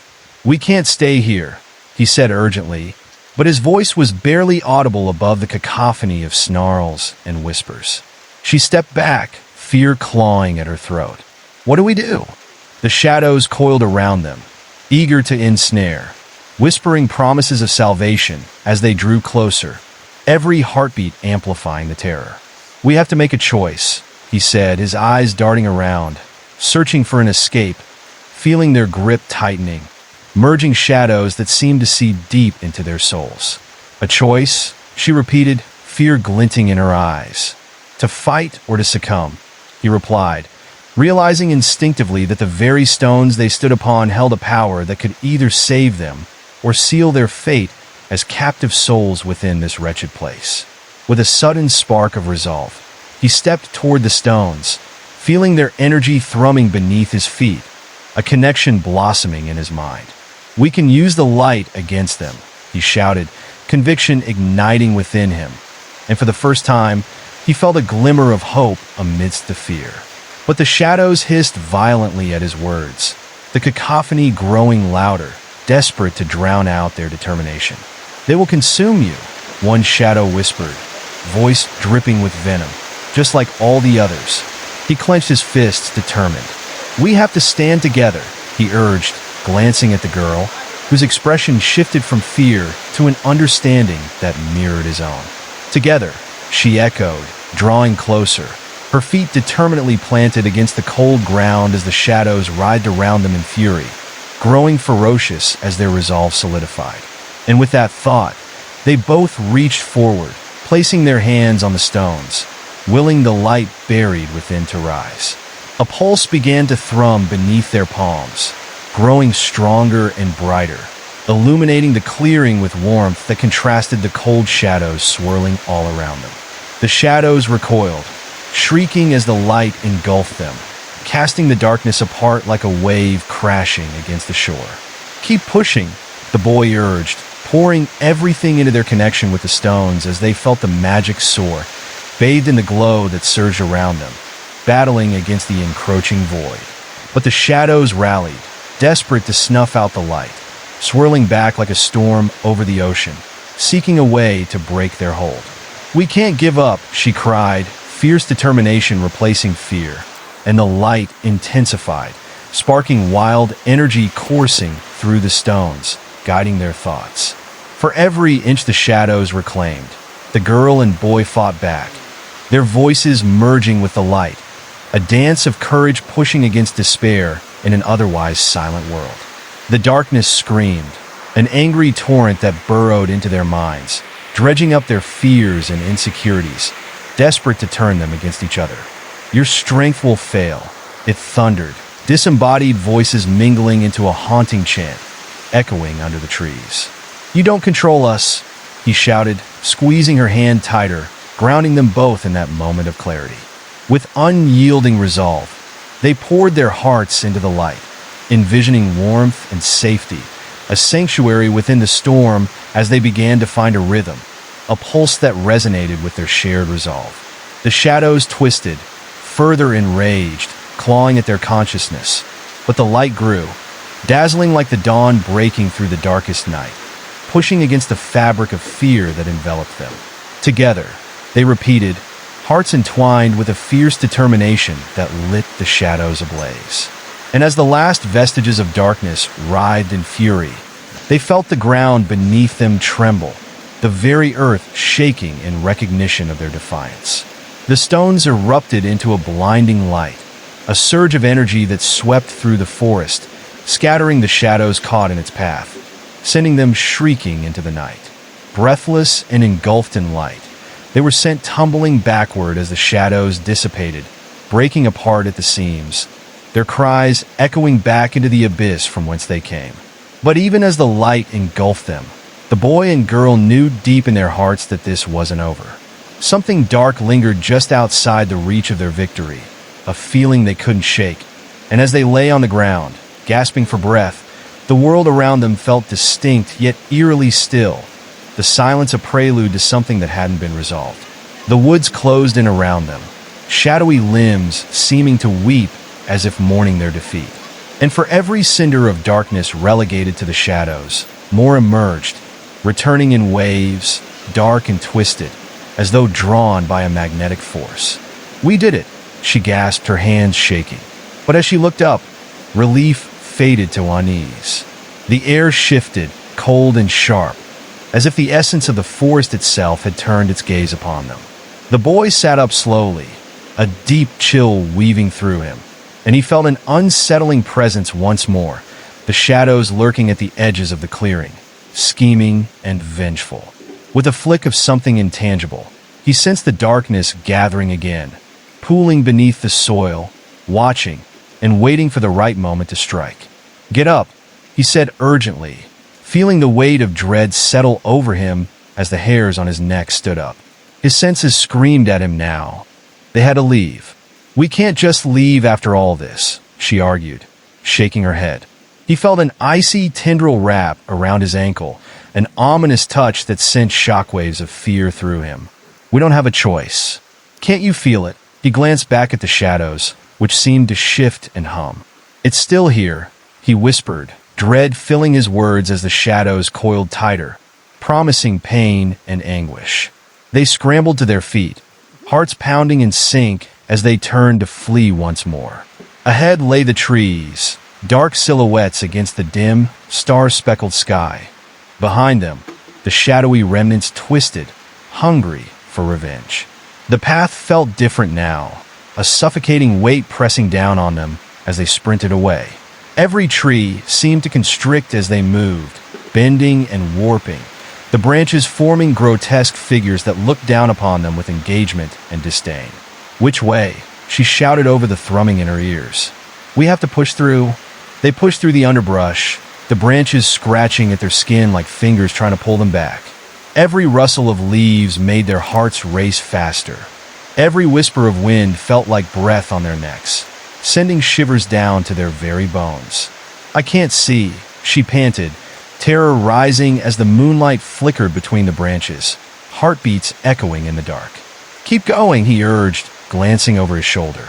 The darkness twisted behind them, shadows shifting in strange ways, almost alive, as if they were searching, hunting. A sudden chill wrapped around them, heavier than before, the feeling that eyes were watching, waiting for the moment they would falter. They stumbled upon a clearing, larger and more foreboding than the last. At its center was a grotesque altar, made of what appeared to be weathered stones, slick with moss and heavy with an unmistakable presence of decay. The air stank of rotting leaves, a pungent odor that filled their lungs and clawed at their minds. "What is this place?" she whispered, stepping closer, drawn in by an unseen force. The symbols etched into the stones seemed to pulse in rhythm with her heartbeat, and she felt helpless against the urge to touch them. "We shouldn't linger. It's not safe," he said, grabbing her wrist. But it was too late. As darkness sank deeper into the clearing, shadows stretched from the altar like fingers beckoning them closer. Spectral faces emerged from the gloom, haunting images of sorrow and pain etched into their features. "You are drawn to it," one hissed, its voice low and slithering, wrapping around them like a noose. "This power belongs to you now." "No," he cried, pulling her back, but she stood frozen, captivated by the ghostly figures. The wind screeched, whipping through the trees, a cacophony of whispers calling from the shadows to join them, promising power and safety if only they would surrender. The boy felt it too, an insidious lure tugging at his resolve as his knees weakened, the voices offering solace against the colder world outside this glade. "We don't need them," he shouted, trying to break the enchantment that screamed in his ears. The shadows twisted, enraged by his refusal, and the ground trembled beneath them, the altar thrumming in tune with their mounting fear. Echoes of nightmarish laughter bounced around them, swirling in a chaotic dance of madness, hungry to claim their souls. "What do they want?" Her voice shook, eyes wide, and he could see the struggle within her. "They want us to despair," he urged, forcing her gaze to meet his. "We have to fight it." But the shadows saw the cracks forming, and they surged forward, a wave of blackness overwhelming them, throwing them to the ground. With a sudden jolt, the boy remembered the stones from moments before, their pulse, their warmth. He reached out, fingers brushing against the soil, instinct telling him to connect with the lingering energy. "Trade one darkness for another," they whispered, voices blending into one chilling entity. He could feel the altar's temptation tighten around his heart, trying to suffocate the light within. It felt as if his very essence was being pulled into that abyss. "Stay with me," he yelled, feeling the pull becoming stronger, as if the earth itself was trying to drag him into its hungry embrace. She screamed, her voice filling the night, desperation tearing through the fabric of the spell. "Stay!" Their hands found each other again, fingers clasping tight, struggling against the force separating them as the shadows began to draw tighter and tighter, swirling in an infernal dance of despair and rage. The ethereal faces leaned closer, their eyes dark voids that promised a fate worse than death. Mortality resigned to endless darkness, lost to the world. As the darkness pushed in, the light within him flared dimly, fighting against suffocating despair. "We must reach the heart of it," he gasped. "Use your light." She nodded, fear etched into her features, but determination igniting something fierce inside her. And together they summoned the energy that still lingered within, pooling it like a radiant beacon against the encroaching void. The clearing erupted, blinding light shooting from their clasped hands, illuminating the choking shadows and forcing them to retreat. But only for a moment. "You think you can resist?" The shadows hissed, their voices mingling like swirling smoke, a sinister blend that buzzed angrily, filled with malice. "This place belongs to us. Your defiance will only bring doom."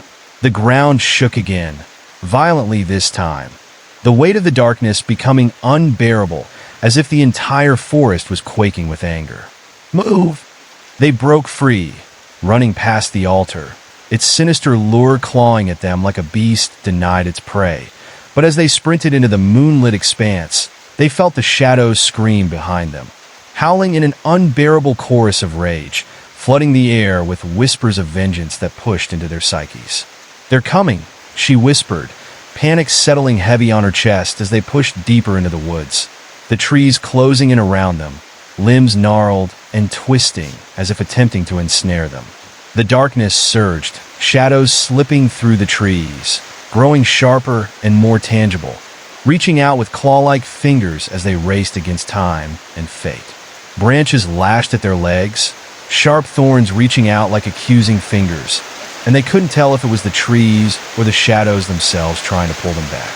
The wind howled, growing stronger, filling their ears with a sound that felt like screams echoing from deep within the earth, promising that they were not alone, that something darker stirred in the depths of the night. "This way," he shouted, darting toward a narrow path that wound deeper into the heart of the forest, praying it would lead them to safety. But the path seemed to twist and writhe, its direction shifting like the thoughts in their minds, and each step felt heavier, each breath more labored as fear expelled its chilling tendrils deeper into their hearts.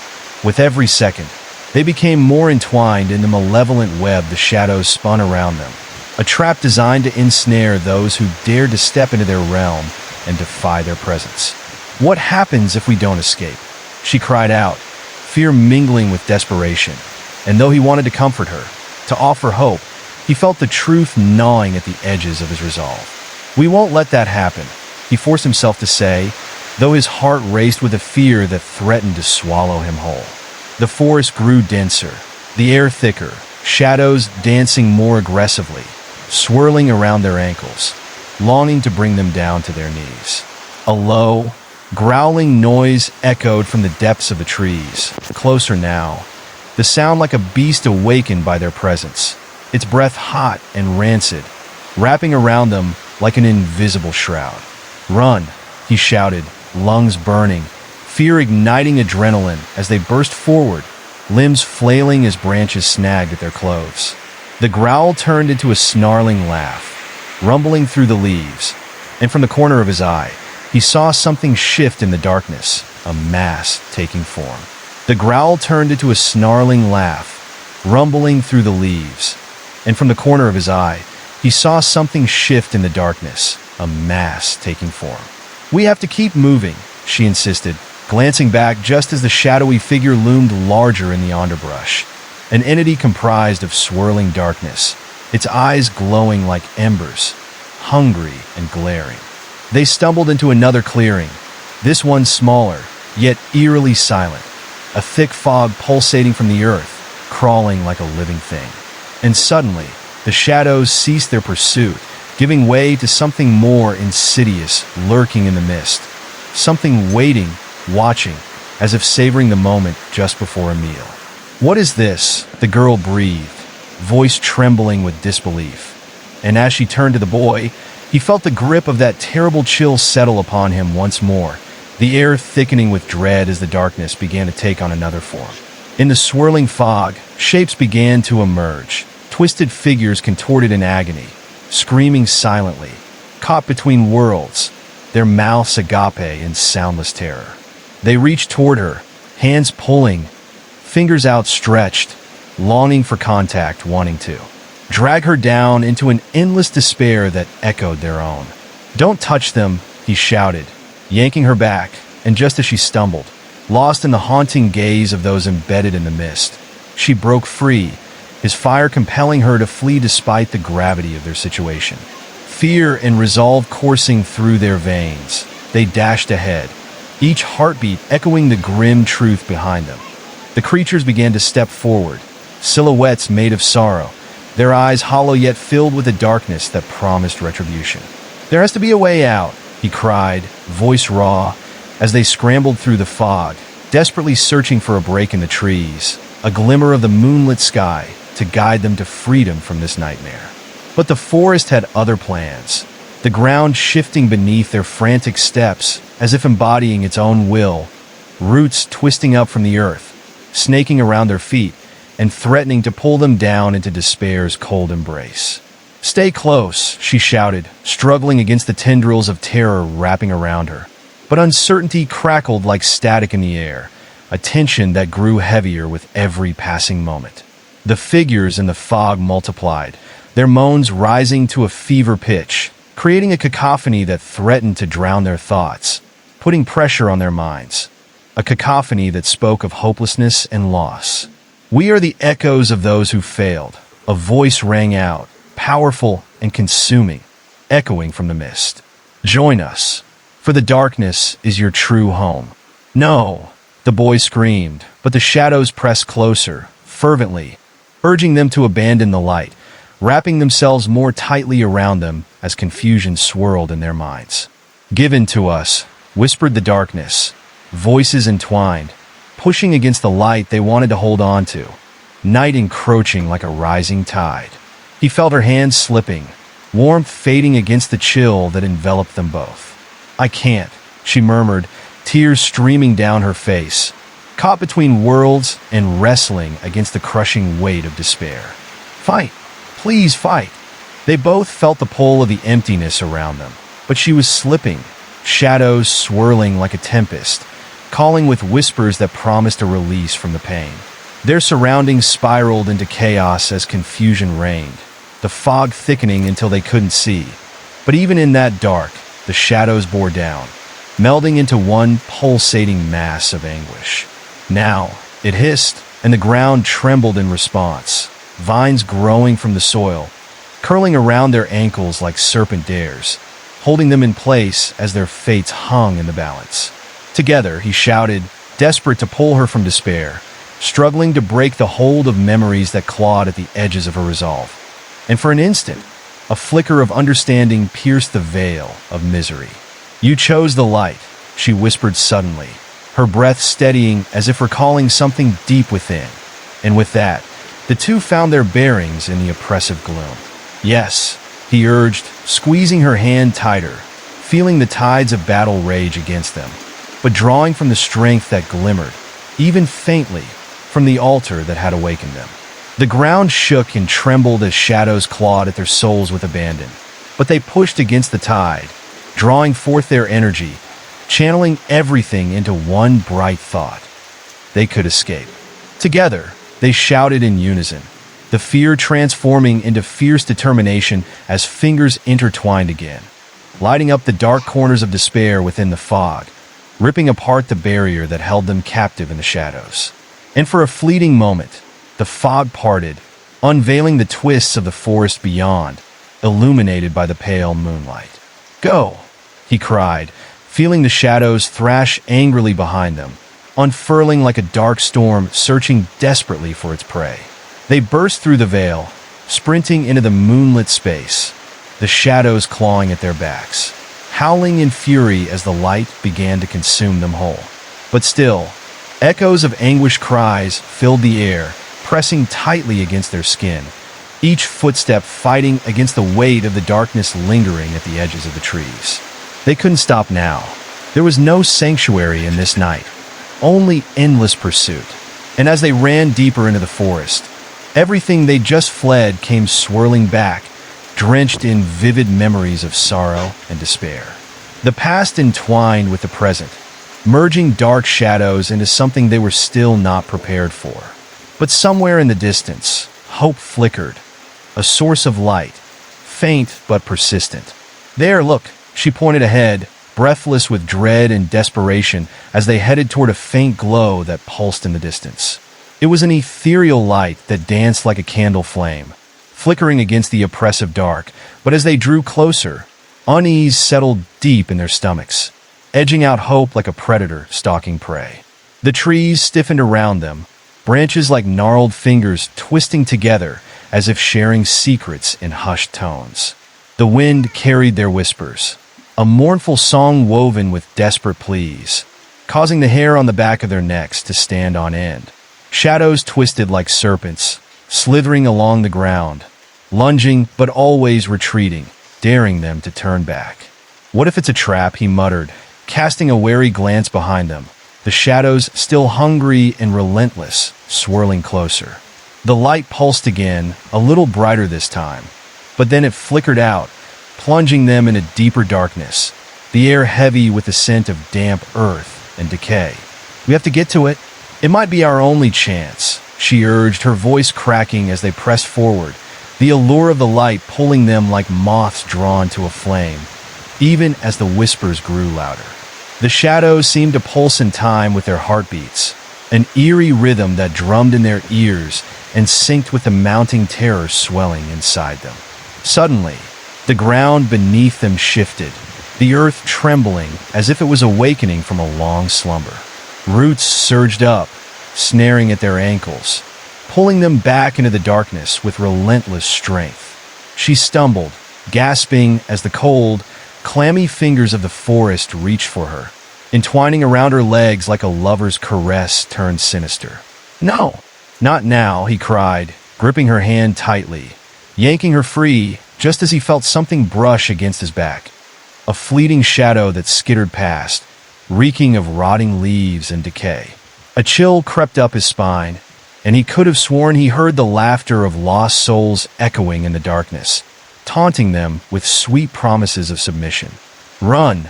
he yelled, adrenaline surging as they tore forward, leaping over the twisting roots that seemed to have a mind of their own, clutching desperately at the horizon where the flickering light had reappeared, now glowing hazily ahead. But behind them, the whispers morphed into a deafening roar, shadowy figures rushing in from all sides, a swirling mass of despair that was almost tangible, its edges smoky and indistinct. They pushed forward, frantically dodging the grasping shadows, every breath a struggle against rising terror. As they approached the haunting light, it took on form, a towering silhouette of a decrepit house framed against the dark sky, its windows flickering like dying stars. Vines crept over its weathered surface, a tangle of sinewy roots that glistened with dew, looking grotesque and alive. The door hung crookedly on its hinges, beckoning them with a sinister smile, the wood creaking like bones protesting against the world outside. Just as they hesitated, a gust of wind rushed past, slamming the door open with a loud bang that echoed through the night, swallowing them in a wave of icy fear. Shadows pooled around the entryway, their forms twisting and writhing, yearning to pull them inward. "Should we?" she stammered, fear cutting through her voice like glass. "We don't have a choice," he replied tersely, feeling the weight of the shadows bearing down as they inched closer, the darkness alive with sinister intent, closing in around them like a shroud.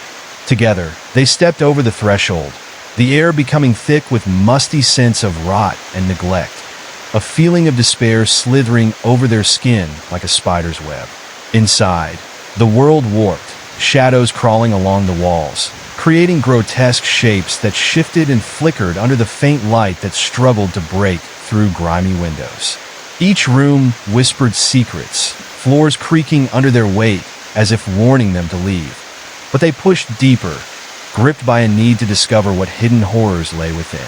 There was a sense of wrongness in the air, everything too still, too silent, filled only with the muted pulse of their heartbeats echoing like drums in a great hall of fear. They entered a living room where the furniture huddled together, oppressive and watchful, the remnants of a lifelong abandon. Dust mote floated in a beam of pale moonlight, casting cold shadows over peeling wallpaper that seemed to shudder at their presence. A grotesquely shaped armchair stood empty, its fabric torn and stained, like an old predator waiting for its next meal. In the corner, a mirror warped and cracked showed only distorted reflections of their frightened faces, flickering just out of sync with their movements. "Do you feel that?" she whispered, her voice barely audible over the stillness, as a sudden chill coursed through the air, raising goosebumps on their skin. He nodded, eyes scanning the surroundings, catching movement in the periphery, a shadow darting just beyond the edge of the light. "We should keep moving," he urged, the instinct to flee rising up within him, a primal fear at the thought of lingering in this forsaken place. They stepped cautiously into the adjoining room, but it was filled with a bizarre scene that made them freeze in horror. Old porcelain dolls lined the shelves, their glassy eyes fixing onto them, filled with an unsettling knowledge that sent shivers down their spines. One doll, bigger than the rest, had a painted smile that split its face, marred only by cracks that spiderwebbed across its cheeks. As they dared to step closer, the air thickened, the doll's eyes seeming to glimmer with malice, and a faint giggle echoed a musical, childish sound that chilled them to the bone. "No, no, no," he mumbled, backing away, but finding that the curtains had fallen, cutting them off from escape, and beside him, she trembled. "What do they want?" she whispered, her face pale, and the question hung in the air, an unspeakable weight that pressed against their chests as they realized they were not alone. With a sudden burst of wind, the door slammed shut behind them, and in that moment, the children from the doll's past appeared in swirls of pale fog, floating just above the ground, their small, distorted figures gleaming in the dim light. They wore expressions of both joy and anguish, their laughter echoing softly, a sweet melody twisted by dark memories. "Come play with us," they sang, voices like silver bells, yet laced with hunger and need, reality blurring as they reached forward with tiny skeletal hands, inviting the pair into their eternal game. "We have to go," she cried, but he couldn't move, entranced by the way the figures danced, pulling him with magnetism that felt ancient and everlasting. The line between fear and curiosity began to blur, shadows mixing with the soft light of the room, tugging them towards an abyss that seemed to beckon, promising answers buried deep within their torment. As laughter echoed around them, an eerie darkness spread from the walls, enveloping them in an unbearable embrace.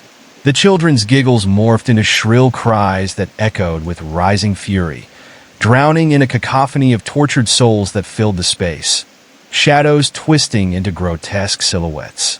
Terror gripped his heart, but even as he fought against it, Something cold and overwhelming surged like a tidal wave, dragging him down into the depths of a forgotten nightmare. "They're coming for you," a voice screeched from the depths of the shadows, reverberating against the walls, and he felt her grip slip from his hand as the darkness spiraled closer. "No! Don't let go!"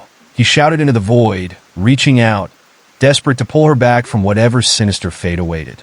The air grew thick with dread, the light flickering rapidly as the shadows howled, their voices weaving together into an unholy symphony that promised to swallow them both whole. With a final effort, he dug his heels into the damp carpet and lunged forward, grasping for what little light remained. The shadows screeched, a chorus of agony howling in protest as he fought against the currents that sought to pull him under. Just as he felt her slip away, their fingers brushed, touching like a thread pulling back into the fire.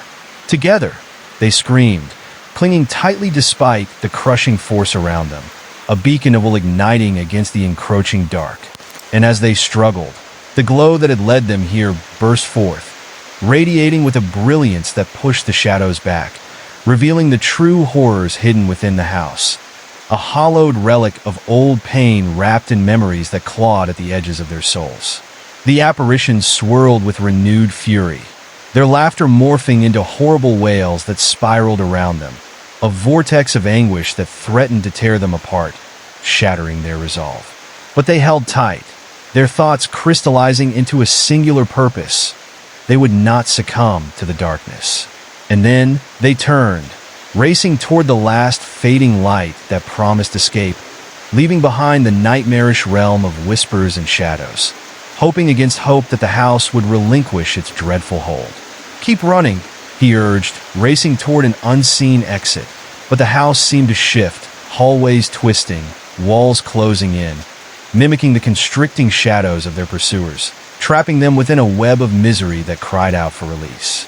"We can't let it win," she shouted, the determination hardening in her voice, pushing against the walls that pressed inward, stifling and cold as they deepened their strides. Once more, they felt the flicker of hope wrapping around them, the faint light bending but still bright, guiding them through this maze of despair, intent on finding freedom, hoping to break free from the grip of the entities that sought to reclaim them. As they charged forward, shadows converged around their ankles, screeching, drowning out their screams, whose tormented souls twisted in agony, and drawing near, cold hands seeking to pluck them from the light. Time slowed, breath grew shallow, each step turning heavier, their minds swirling as visions of the dolls glared accusingly, their laughs echoing in the void, desperate for companionship rather than revenge. "We're not yours," he bellowed back, surging with the fire they ignited in each other. But the house itself felt alive, bringing forth memories of every soul that had lost its way within its darkened halls. Voices of the past mingled with present fears, warping, taunting them, reminding them of everything they had evaded, everything they feared. The door finally appeared, warped but welcoming, a promise of freedom tinged with an uncertainty that sat heavy in his gut, shadows barreling in behind them, thirsting for the warmth of life that strained against the oncoming dark. "Together now," she cried, eyes wide with determination, and as they pushed toward the threshold, the very air around them trembled, time itself seeming to hold its breath as they burst through, tumbling into the night air, the house behind them howling in rage, shadows erupting forth, clawing at their heels, yearning to reclaim what had been lost. The glow faded behind them, but chaos surged in its wake, darkness billowing out, marking their escape twofold. And yet, the eerie laughter echoed, cold and slithering, trailing them into the oppressive night, wrapping tighter around their lives, relentless, promising that the shadows would always be close behind, watching, waiting, and that this battle was far from over. The air crackled with the lingering sensation of the house behind them, shadows lurching like angry phantoms across the ground, their forms stretching out to grasp and claim whatever they could. They stumbled forward, breathless, each step heavy with the weight of their fraying nerves, as if the very earth beneath their feet sought to pull them back into the darkness. The starlit sky above felt alien and distant, a cruel reminder of the world they had just escaped, as the echoes of that haunted place rolled through their minds like the fading vibrations of a sinister symphony. "We did it," she panted, though her voice wavered with doubt. They had crossed the threshold, yet the shadows seemed to pulse with anger, swirling and writhing in a dance of despair that clawed at the edges of their reality. But even as they spoke of victory, the thrill of survival faded as the darkness behind them unfurled like smoke, whispering secrets only half heard. A chill swept through the air, heavier than before, wrapping around them like a snake, squeezing and tightening as if trying to draw them back toward their nightmare. "We have to keep moving," he urged, glancing over his shoulder one last time, heart pounding with the fear that the horrors they had felt were not quite finished yet. His gut twisted at the memory of the many tiny hands reaching out, fingers that seemed to linger just a moment too long in his mind. A rustle from the underbrush sent them both jumping, bodies tensing as a darkness emerged from the nearby trees. It was not merely a shadow, but a shape contoured in malevolence, twisting and elongating into something grotesque, a figment of the night come to life, eyes glinting with hunger and madness. "Do you see that?" he hissed, gripping her arm, the warmth of her skin grounding him in the chaos swirling just beneath the surface of his own mind.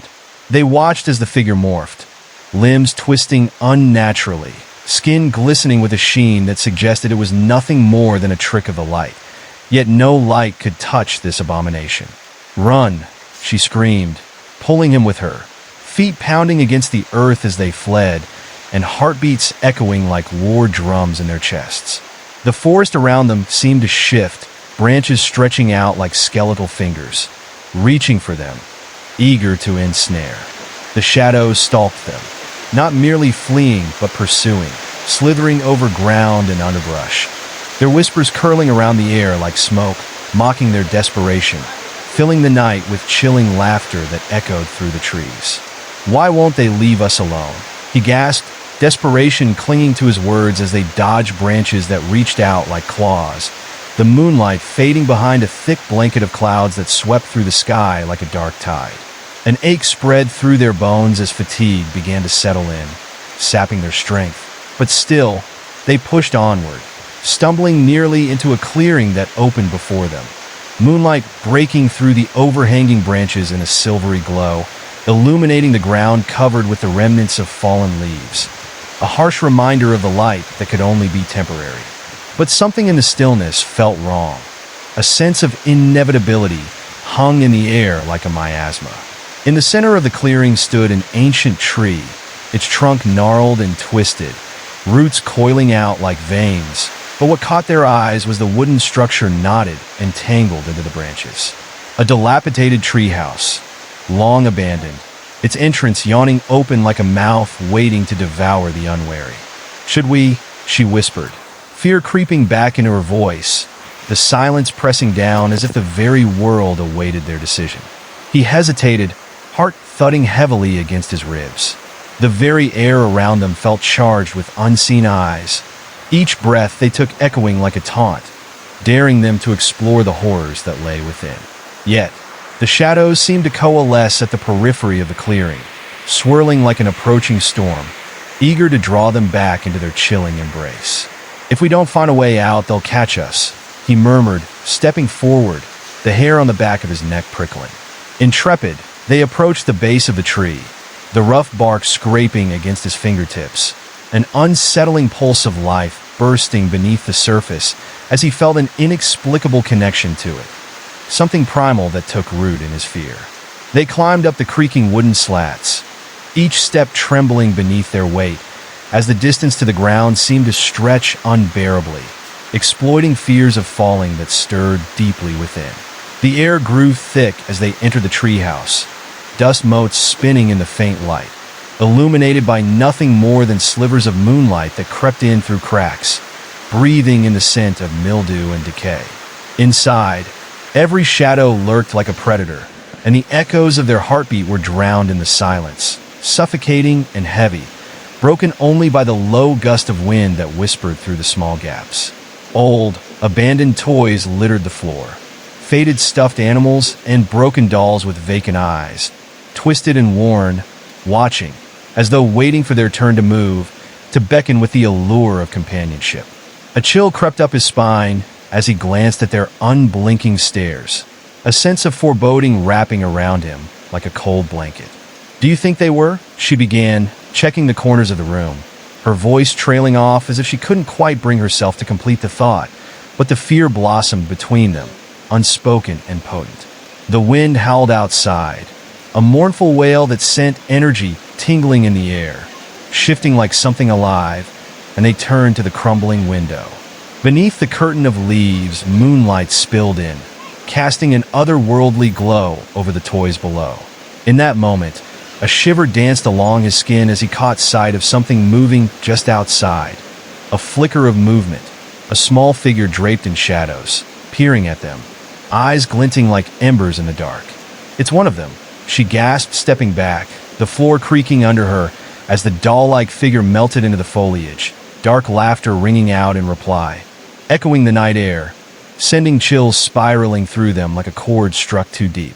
"We have to shut it out," he hissed, feeling the air thicken again, the shadows creeping dangerously close, tendrils reaching out, seeking to draw them back to the other side. Their hearts raced, a primal rhythm echoing against the inevitable dread that lingered, pulsing with every breath.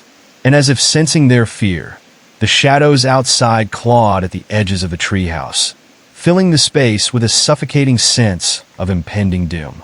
The whispers grew louder now, a cacophony of voices that beckoned, taunted, each murmur laced with the ache of homes lost and dreams shattered, wrapping around them tightly, filling their thoughts until they felt ready to burst.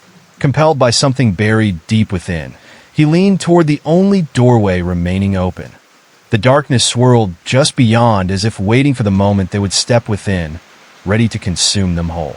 Something moved in the corner of his eye, a flicker of light catching his attention, and as he turned, he saw a dusty old photograph nestled in the floorboards, worn and bent with age. Lifting it cautiously, he felt a shudder travel down his spine. Captured in the picture were children surrounded by the very toys locked within the walls of the treehouse, their laughter frozen in time, innocent faces smiling wide yet devoid of life. And it dawned on him. This was not merely a treehouse. It was a grave, a hollow echo of lost laughter that had coalesced into something shadowed and hungry, waiting for new souls to claim. His heart raced as he looked at her, and in that fleeting moment of realization, he knew they had walked into the very mouth of darkness that sought to consume them, entwining them with memories long forgotten. "We have to get out. We have to escape," he shouted, the urgency bleeding through him, but the atmosphere shifted, heavy with electricity, and the shadows thickened around them, dark fingers crawling up the walls like vines.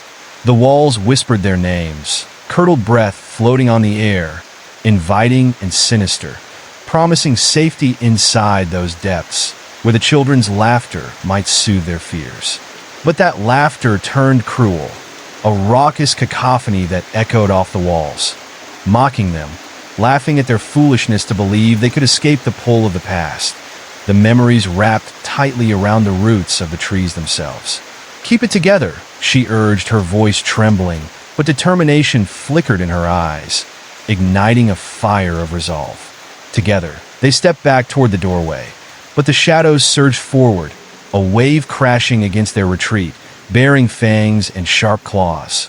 Hungry, angry whispers promising to reclaim what had been surrendered. "This way, follow me," she shouted, darting toward a side passage that opened deeper into the treehouse, their hurried breaths ragged as they ran, the shadows wailing behind them now, the darkness folding in on itself, squeezing tighter and tighter as the echo of their heartbeats grew thunderous, drowning out the world as they expected doom to claim them. The trees seemed to close ranks around the clearing, pulling them deeper into the horror enshrined within, pulling forth memories and echoes of the lost, smiling faces that had become wrecked in the relentless cycle of despair. They rushed toward another gloomy space at the far end, darkness pressing in behind them like a living entity. But as they reached the threshold, the very air shifted with a palpable tension, a moment of silence, as if the world paused to suck in breath. "Now," he urged, and they slipped through the obscured entrance. Inside, they found an old, dusty attic filled with forgotten items and remnants of lives long past. A small lantern flickered dimly in the corner, casting ominous shadows, revealing the chaos of haphazardly strewn furniture and forgotten toys that lay scattered beneath an ancient, worn-out quilt. But as they entered, that same flicker caught something else. The lingering gaze of the dolls from before, their eyes glistening with malevolence, welcoming them into this hell of their own making. They surrounded the corners, observing, waiting, a ghostly audience to the unfolding terror. "This place is alive," she gasped, horror dawning as the reality crystallized into something real, something green and palpable, clawing at their sanity. The shadows thickened, and the dolls convulsed slightly, a tremor rippling through them like a current. Laughter echoed from the depths of despair, twisting the fabric of reality around them. And as he turned, momentarily losing sight of her, the attic filled with a cacophony of voices, mingling together in a chilling symphony. "Join us," they chanted, voices rising and falling, each syllable wrapped in the promise of something darkly enticing, urging them deeper. "Stay with us forever." He fought against the magnetic pull, his heart a wild thing thrumming against the bars of his ribs as panic threatened to explode within him. "We won't stay," he shouted defiantly, clenching his fists, desperate to break free of this mounting insanity. And just as he thought he saw a flicker of truth in her eyes, a spark igniting, another shadow flicked across the room, darting toward her, tendrils of darkness wrapping possessively around her legs, refusing to let go. "Help me," she cried, thrown to the ground, the shadows wrapping around her as if rejoicing at having ensnared their prize. He lunged forward, heart racing, feeling the suffocating grip claw at him, but his light flickered dimly from the lantern, illuminating her terrified face. Something inside him ignited. "No, I won't let you take her," he roared, his own fear transforming into a tempest of fury, a swirling storm of emotion that crashed into him and surged through his limbs. Without thinking, he reached into the darkness where she was trapped, grabbing her arm, pulling with all his might. The shadows writhed violently, recoiling as they screamed, a chorus of anguished cries splitting the air, their laughter fading to solemn wails, a cacophony of anguish that reverberated through the very walls of the old treehouse. "We can break free," he shouted, their eyes locking in a moment of clarity amidst the chaos, and together, drawing upon their deepest fears and the power of their will against the shadows, they harnessed the energy of light bursting forth in that single moment. And with an earth-shattering roar, they tore free from the bonds that sought to claim them, flinging themselves into the glimmer of moonlight, the shadows writhing and howling behind them, dark hands stretching out, trying to clutch at their souls as they burst from the attic and tumbled down the stairs, racing for the door below. With frantic urgency, they hurtled toward the opening, the last barrier between them and the outside world, the oppressive darkness gnashing behind them like a starving beast denied its meal. As they crossed the threshold, the cold night air hit them like a slap, sharp and invigorating, driving the fear deeper into their bones even as it pushed the shadows away. Glancing back one last time, they saw the treehouse writhe and shudder, the walls pulsating like breathing organs, the sounds of angry murmurs swirling into a final, desperate wail that echoed into the night. Each shout a chilling promise that they would never truly escape. Stumbling into the clearing, they looked back at the treehouse that now stood silent and imposing in the moonlight, a hulking silhouette against the stars that blinked down at them as if they were witnesses to their harrowing escape. The illusion of safety was short-lived.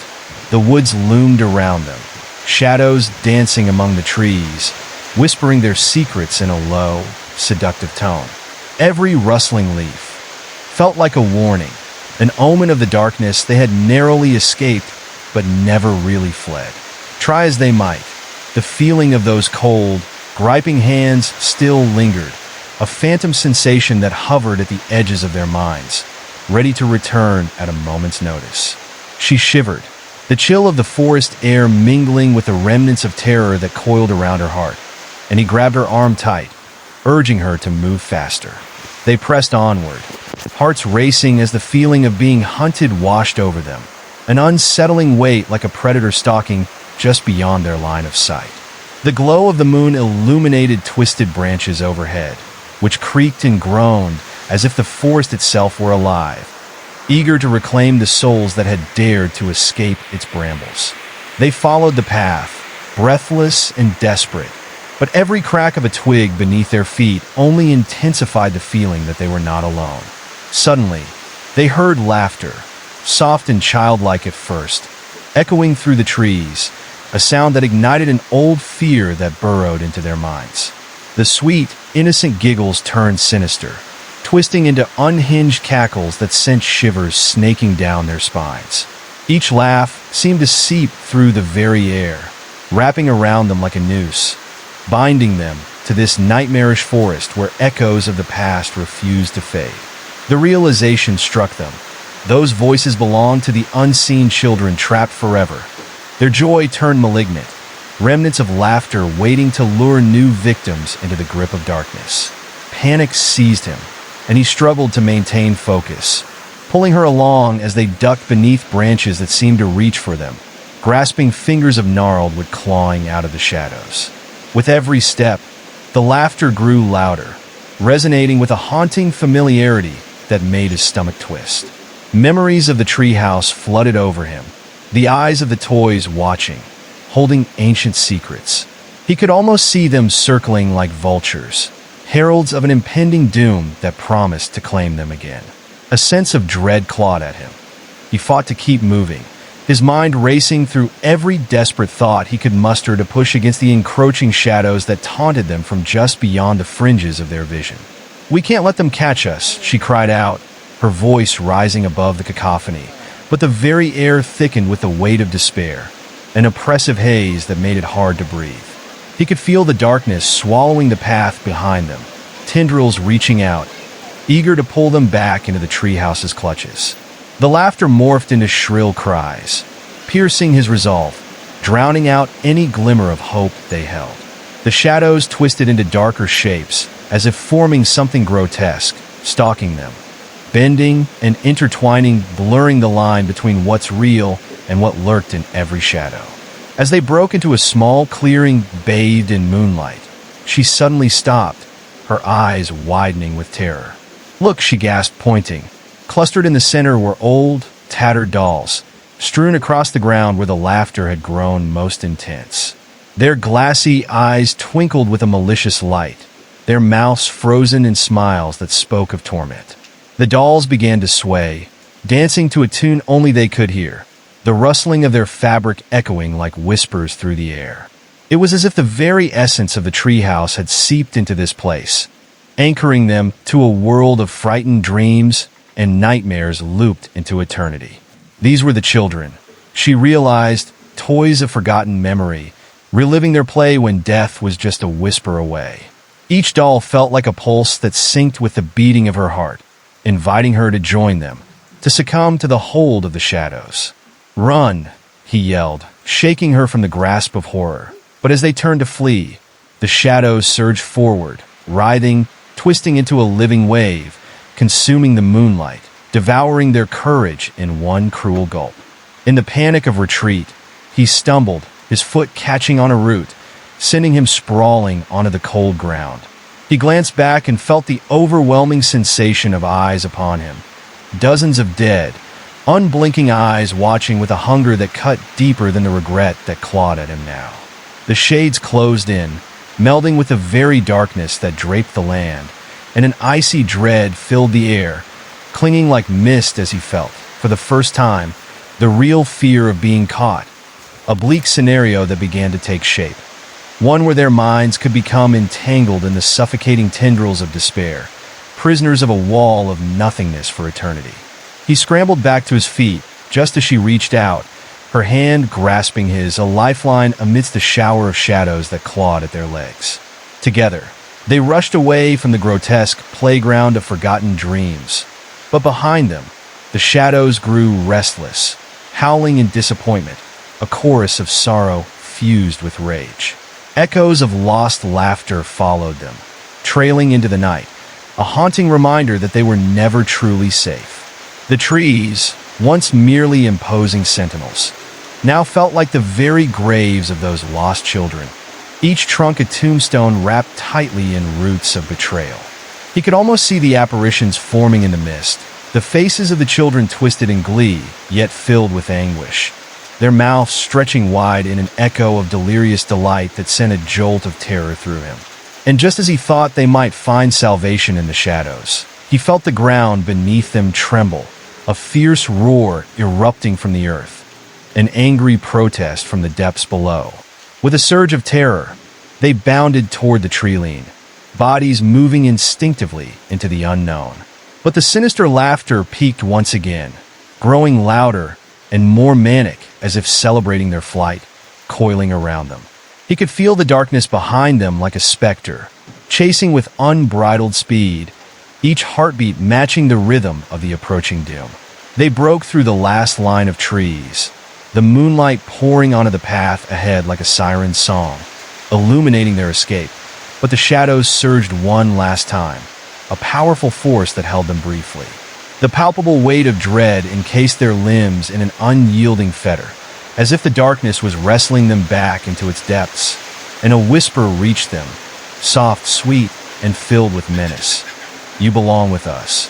Fueled by desperation, he pulled her back just as he felt the edges of the pull take hold, a final thread of enchantment winding around their very essence. But then, as they raced toward the glimmer of light on the horizon, they broke free, bursting into a clearing. Without looking back, he drove through, fueled by an instinctive need to escape. Sprinting, lungs burning, heart racing as he tore through the underbrush, dragging her along, their feet pounding against the earth that seemed eager to swallow them whole. Finally breaking past the trees, they stumbled into an open field, bathed in silver light, the laughter fading with every step they took away from the horrors they had just endured. The haunting memories began to lift, but the shadows writhed behind them, a promise of what awaited should they ever return. In that moment, he felt the darkness clawing at his back, the whispers still echoing against his consciousness, singing plaintive songs of sadness intertwined with longing, forever trailing like a melody chasing into the night. But beneath the haze, amid the lingering terror, a thick fog of relief wrapped around them, and they ran on into the night, the field opening wide, the stars above glimmering with new life as long-forgotten laughter faded into silence, swallowed by the void. They had escaped for now, yet the feeling that darkness never truly releases its grip lingered, ever present, waiting for the next chance to reclaim them, shadows whispering secrets only the trees could understand, filling the air with chilling reminders of the past that had tried to ensnare them within its grasp. In their hearts, they both knew this would not be the last time they would encounter the echoes of those haunted children. And in the depth of night, a shiver coursed through their souls, a foreboding realization that the treehouse would be waiting, ever hungry, for them to return.